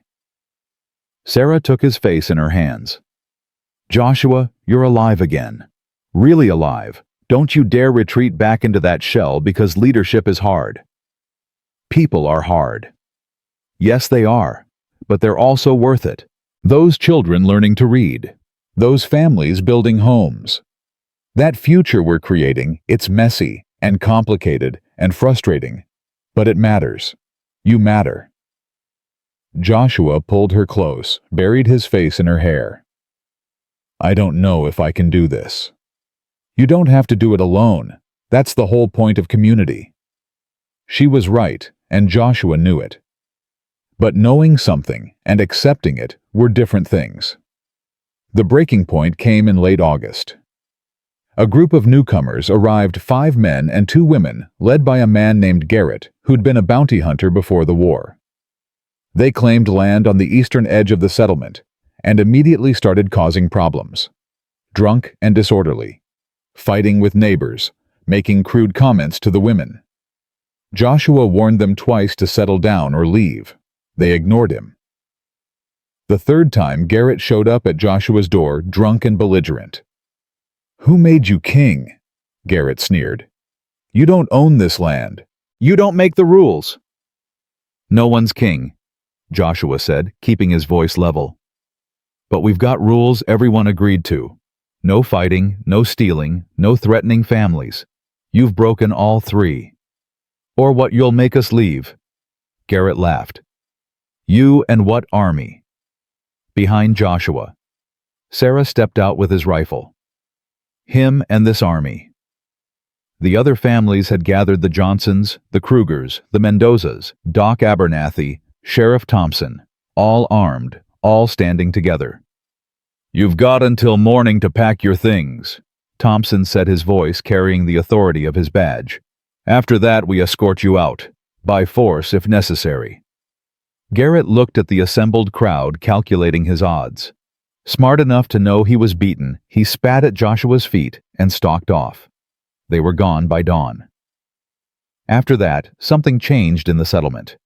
People stopped questioning Joshua's authority because they understood it didn't come from him, it came from them. They'd chosen to follow, chosen to support, chosen to build together. By autumn, Bennett's Landing had 40 families. They'd built a proper schoolhouse, a general store run by a widow from Denver, and a smithy operated by an Irish immigrant named O'Brien. Sheriff Thompson had a small office that doubled as a jail, though they'd only used it twice. The territorial governor visited in September, bringing surveyors and official paperwork.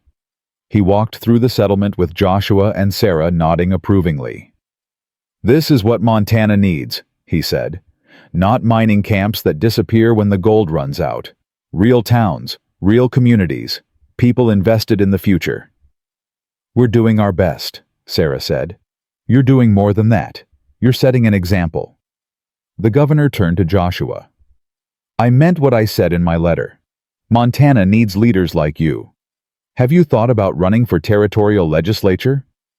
Joshua nearly choked. Absolutely not. Why not? Because I'm a rancher who can barely read legal documents. I've got no business in government. You've got integrity and courage.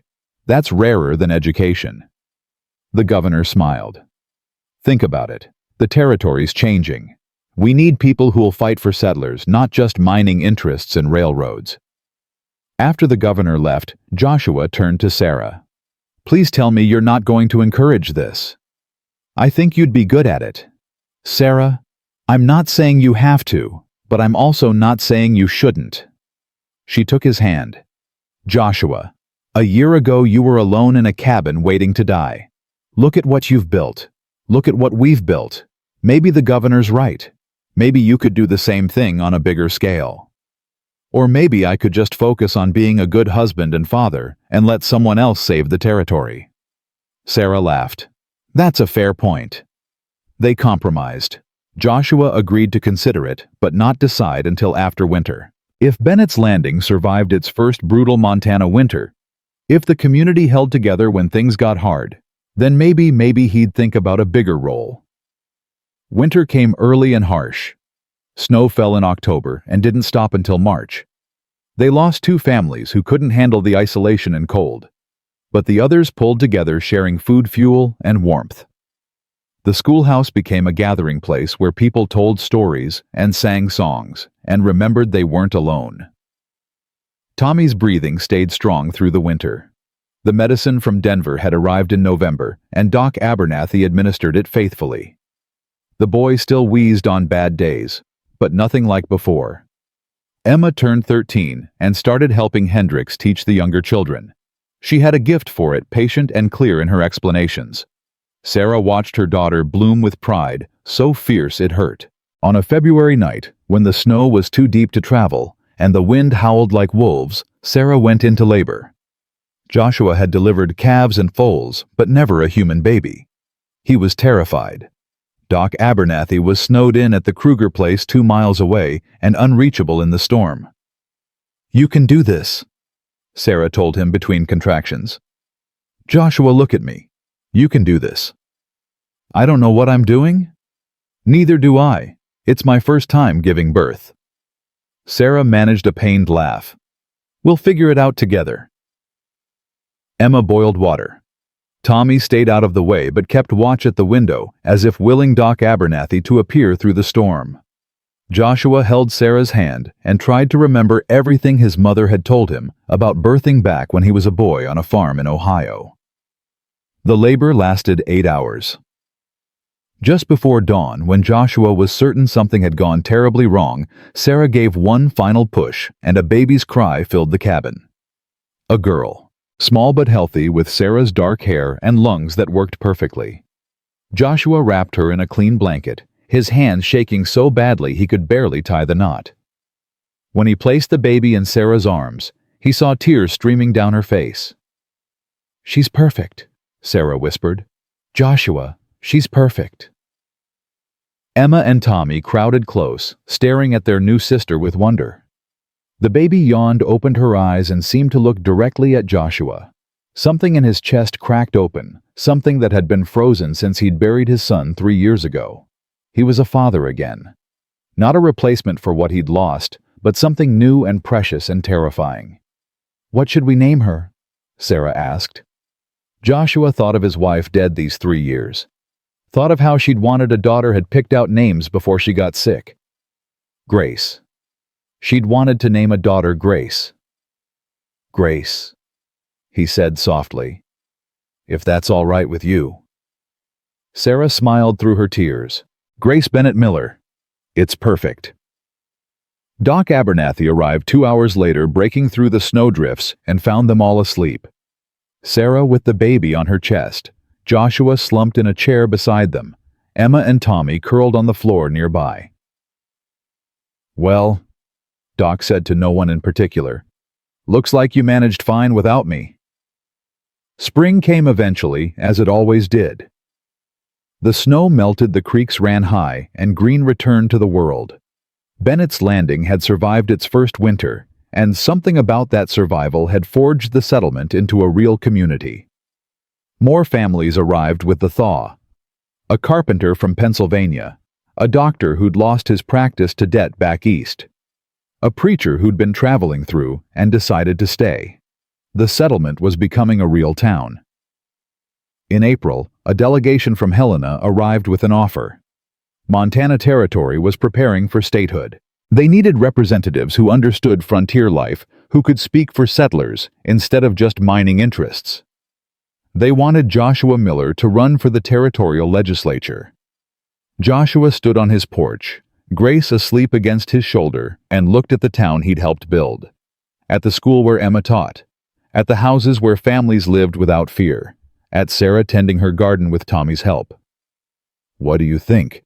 he asked Sarah later that night. "I think you'll do whatever's right. You always do." "That's not an answer." "Yes, it is."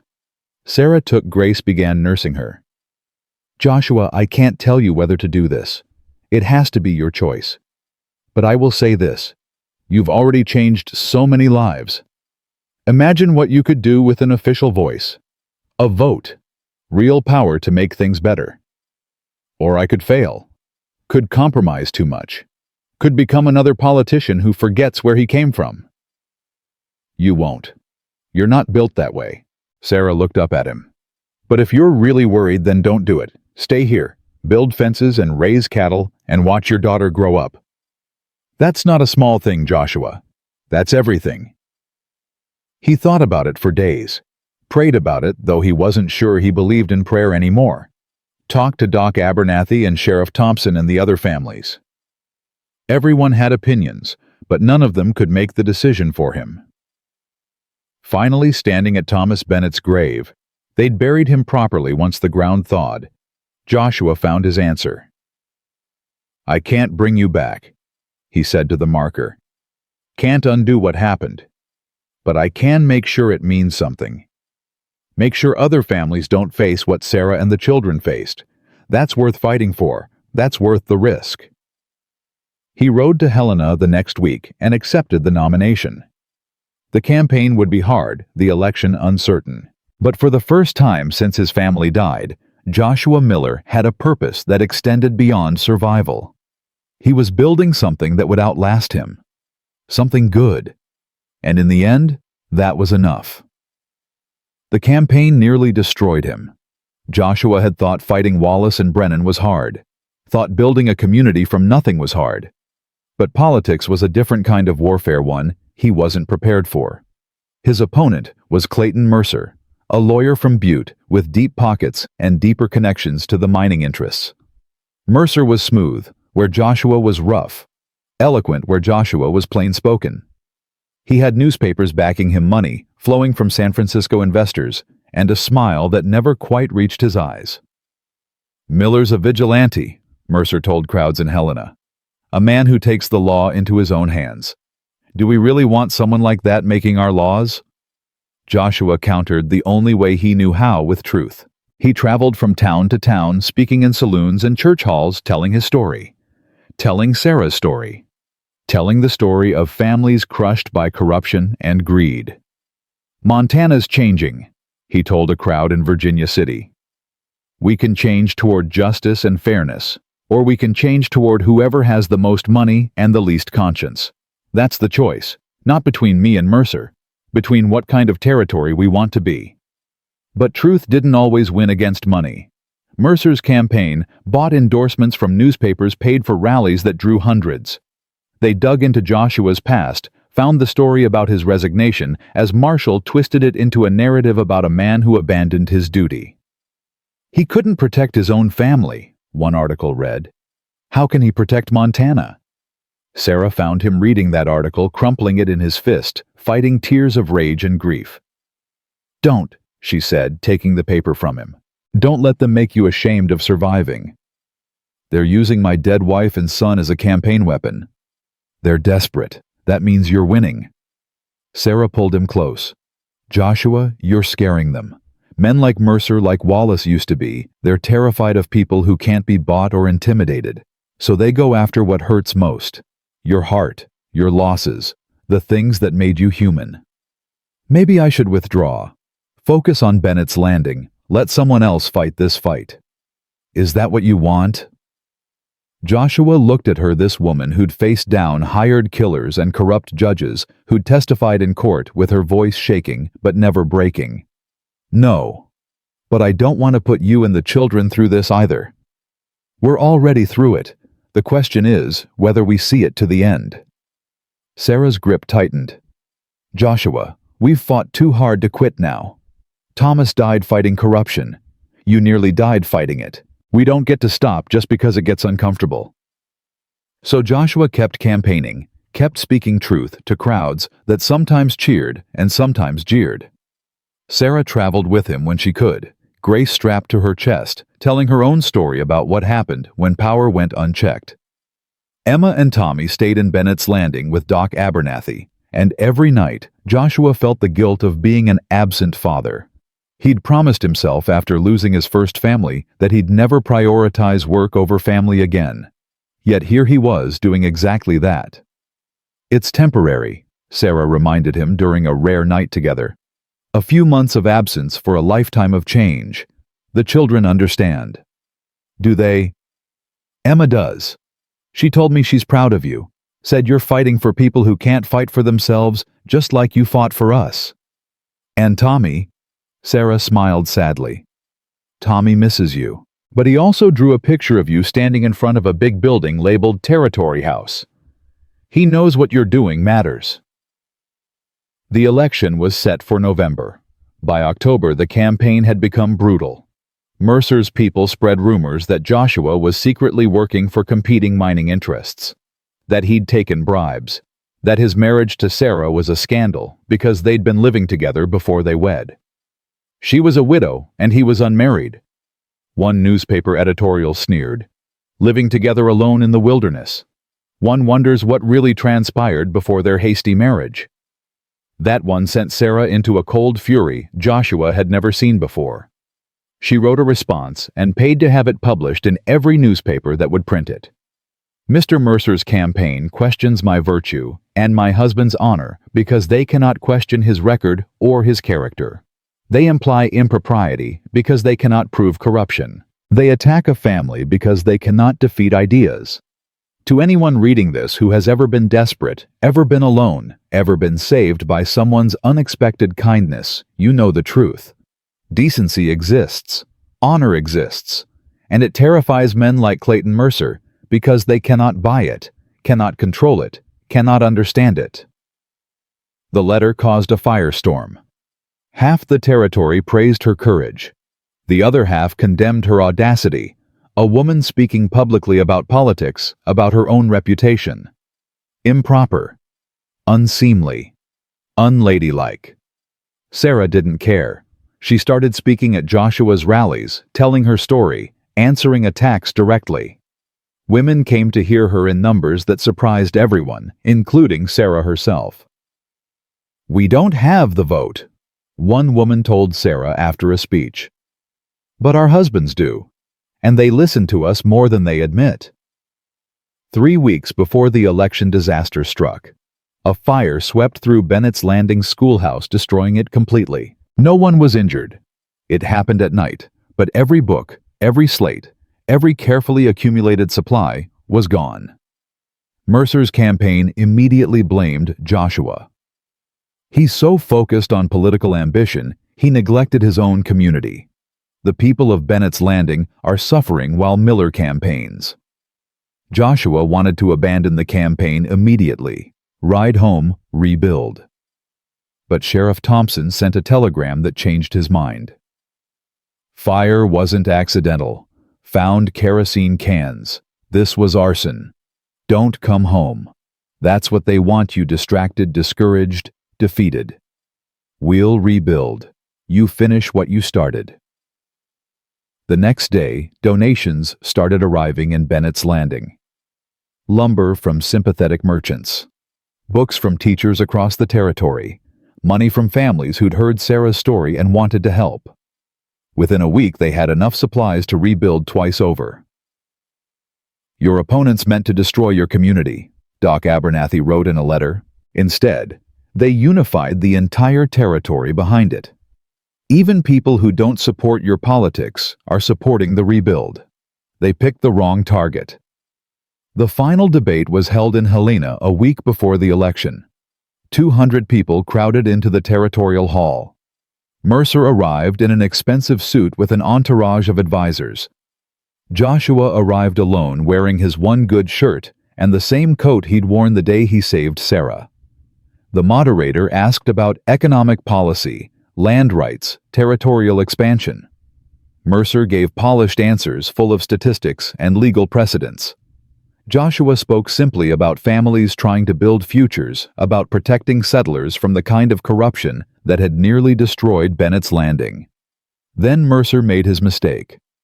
"My opponent speaks eloquently about justice," Mercer said, his voice dripping with condescension. "But let's examine his record. He's a failed marshal who couldn't protect his own family, a vigilante who takes the law into his own hands, a man living on charity and other people's sympathy. Is this really who we want representing Montana Territory?" The room went silent. Joshua stood slowly, and something in his face made Mercer take a step back. "You're right," Joshua said quietly. "I failed to protect my family. My wife and son died while I was chasing outlaws who didn't matter. I've lived with that failure every day for 4 years. It hollowed me out, made me wish I'd died with them." He paused, let the words settle. "Then I heard a woman and her children being threatened. I could have ignored it, should have probably. It wasn't my business. But I went anyway, and I found a widow feeding her children scraps because corrupt officials were stealing her land. I found a system designed to crush anyone without money or power, and I decided that even though I couldn't save my own family, maybe I could save hers." Joshua looked directly at Mercer. "You call that vigilantism. I call it being human. You call it taking the law into my own hands. I call it standing up when the law itself was corrupt. You call me a failure. Maybe I am. But I'm a failure who stopped a conspiracy that would have displaced dozens of families. I'm a failure who helped build a community from nothing. I'm a failure who proved that ordinary people can fight power and win." The room had gone completely still. "So yes, Mr. Mercer, I'm flawed. I'm rough around the edges. I don't have your education or your polish or your wealthy backers. But I have something you'll never have. I know what it means to lose everything and keep fighting anyway. I know what it means to be powerless and desperate, and I'll never forget it no matter how many elections I win or lose." Joshua sat down to thunderous applause. Mercer tried to respond, but his words sounded hollow after Joshua's raw honesty. Election day came cold and clear. Joshua voted in Bennett's Landing, then spent the day helping rebuild the schoolhouse. By sunset, they'd framed the walls. By the time the polls closed, they'd raised the roof. The results came in slowly over the next 3 days as votes were counted and tallied across the vast territory. Bennett's Landing went overwhelmingly for Joshua. So did most of the small settlements. But the mining towns leaned toward Mercer, and the cities were split. On the third day, a rider arrived with a telegram from Helena. Joshua Miller, 3,847 votes. Clayton Mercer, 3,201 votes. He'd won by 646 votes out of nearly 7,000 cast. Sarah grabbed him, and they stood there in the middle of the unfinished schoolhouse, holding each other while the community cheered around them. "You did it," she whispered. "Joshua, you actually did it. We did it. All of us." That night, they gathered everyone in Bennett's Landing for a celebration. The Johnsons brought venison. The Krugers brought beer they'd been brewing. The Mendozas brought guitars and songs. Even Sheriff Thompson showed up with a bottle of whiskey he'd been saving for a special occasion. Doc Abernathy raised a toast. To Joshua Miller, who came to Montana to die alone, and instead gave all of us a reason to live together. To Sarah Miller, someone else shouted, who proved that speaking truth is more powerful than any campaign fund. To Bennett's Landing, another voice called, the town that refused to die. They drank and sang and told stories late into the night. Emma danced with the Johnson boys. Tommy fell asleep on Joshua's lap. Grace nursed peacefully, while Sarah hummed an old song from Pennsylvania. As the celebration wound down and people drifted home, Joshua found himself standing outside with Doc Abernathy looking at the stars. "You ready for Helena?" Doc asked. "For being a legislator?" "No. But I wasn't ready to be a marshal either, or a husband the second time around, or a father again. Seems like the important things always happen before you're ready." "That's wisdom right there." Doc clapped him on the shoulder. "You're going to do good things, Joshua. Change things that need changing. Fight fights that need fighting. Or I'll compromise too much and accomplish nothing." "Possible, but I doubt it. You're too stubborn to quit and too honest to sell out. That's a rare combination." Inside the cabin, Sarah was putting the children to bed. Joshua watched through the window. His wife, his daughter, his stepchildren, who'd become his own. A family built from grief and chance and stubborn hope. 4 years ago, he'd been a broken man, waiting to die in a cabin that held nothing but ghosts. Now, he was a husband, father, community leader, and territorial legislator. The loneliness that had nearly consumed him was just a memory. He thought about Thomas Bennett, who died trying to fight corruption. Thought about his first wife and son gone, but not forgotten. Thought about all the people who'd suffered because no one with power cared enough to help. "I won't let you down," he said quietly to the stars, to the memories, to the future. "Any of you." The territorial legislature convened in January. Joshua left Bennett's Landing on a cold morning, Sarah and the children seeing him off. Grace cried when he mounted his horse. Tommy tried to be brave. Emma hugged him tight and whispered, "Make us proud." "I'll try." Helena was bigger than he remembered, busier, noisier. The legislative hall was filled with men in expensive suits who looked at Joshua like he was a curiosity, the rough frontiersman who'd somehow won a seat at the table. But there were others, too. A rancher from the Eastern Plains, a farmer from the Flathead Valley, a former Buffalo soldier who'd homesteaded near the Yellowstone, working people who'd been elected by other working people to change a system that had never cared about them. The first battle was over land reform. The mining interests wanted to keep the old system where companies could claim massive parcels and push out settlers. Joshua and his allies fought for a bill that would limit corporate landholdings and protect homesteaders. "These companies employ thousands," one legislator argued. "They're the backbone of our economy." "And the families being displaced," Joshua shot back. "What about them? Where's their backbone supposed to come from when they've lost everything?" The debates were fierce. Joshua learned quickly that politics was about compromise, about making deals and building coalitions. Some days he felt like he was betraying his principles. Other days, he felt like he was actually changing things.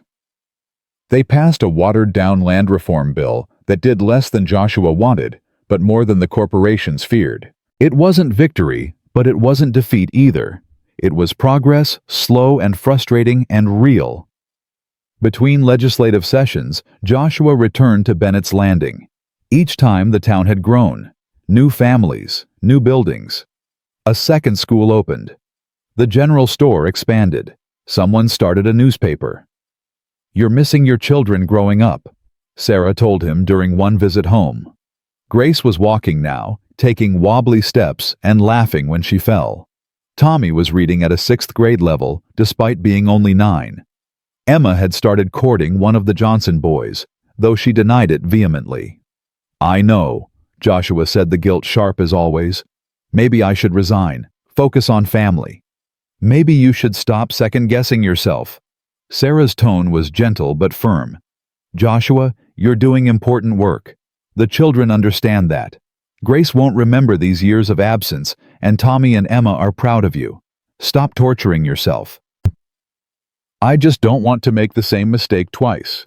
Don't want to miss what matters while chasing what seems important." "You're not making the same mistake. Last time you didn't have a choice, you didn't know your family was sick. This time we're all healthy. We're all safe. We're all choosing this together. There's a difference." Over the next 3 years, Joshua and his coalition passed bills protecting workers' rights, establishing public education funding, and creating territorial parks. They fought off attempts to privatize water rights and beat back legislation that would have let railroads seize land without fair compensation. Mercer ran against him in the next election. Lost by a wider margin. Bennett's Landing became a model for sustainable settlement.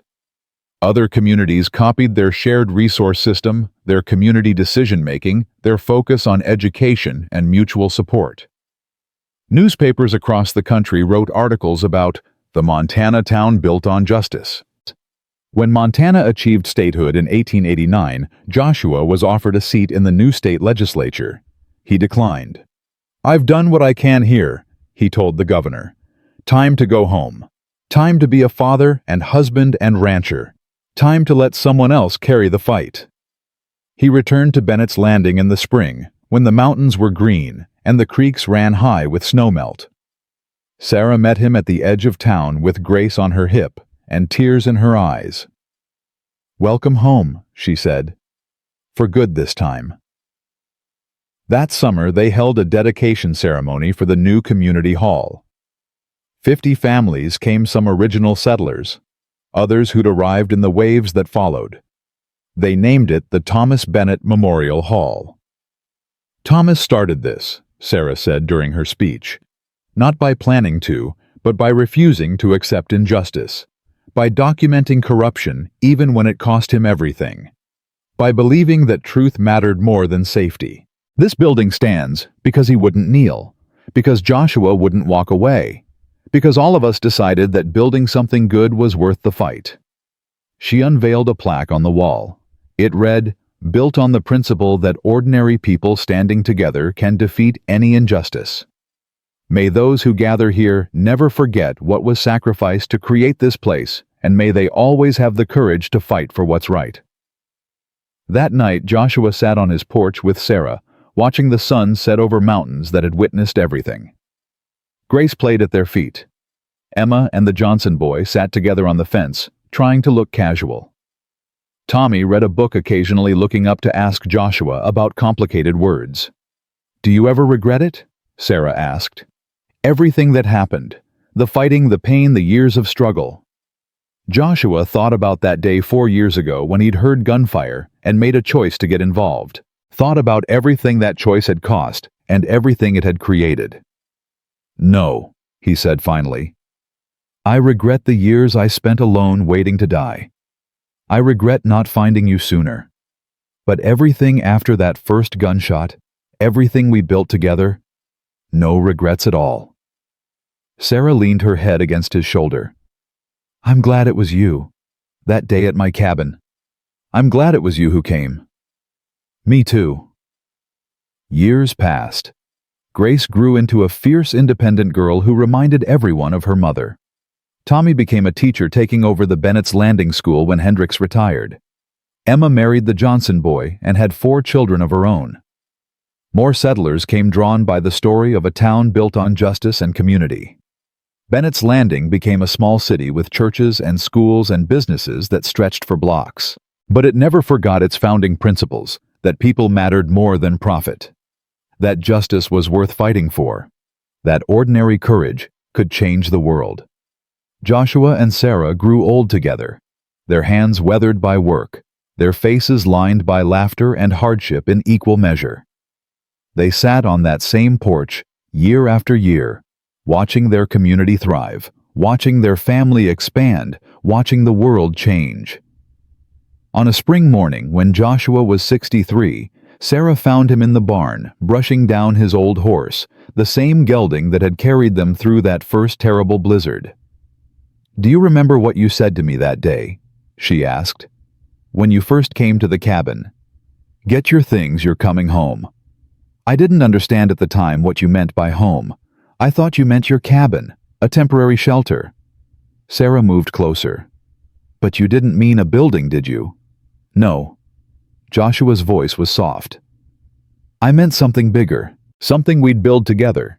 Not just walls and a roof, but a place where people belonged, where they were safe, where they mattered." "We built it," Sarah said. "Not just for us, but for hundreds of families. We built home." Joshua pulled her close, this woman who'd changed his life by needing his help. "Couldn't have done it without you." "Yes, you could have, but I'm glad you didn't have to." They stood together in the warm barn, surrounded by the sounds of a living, breathing community they'd created from nothing but stubbornness and hope. Outside, children played in streets where once there'd been only wilderness. Families laughed in homes where once there'd been only survival. Justice lived where once corruption had ruled. Joshua Miller had come to Montana to die alone.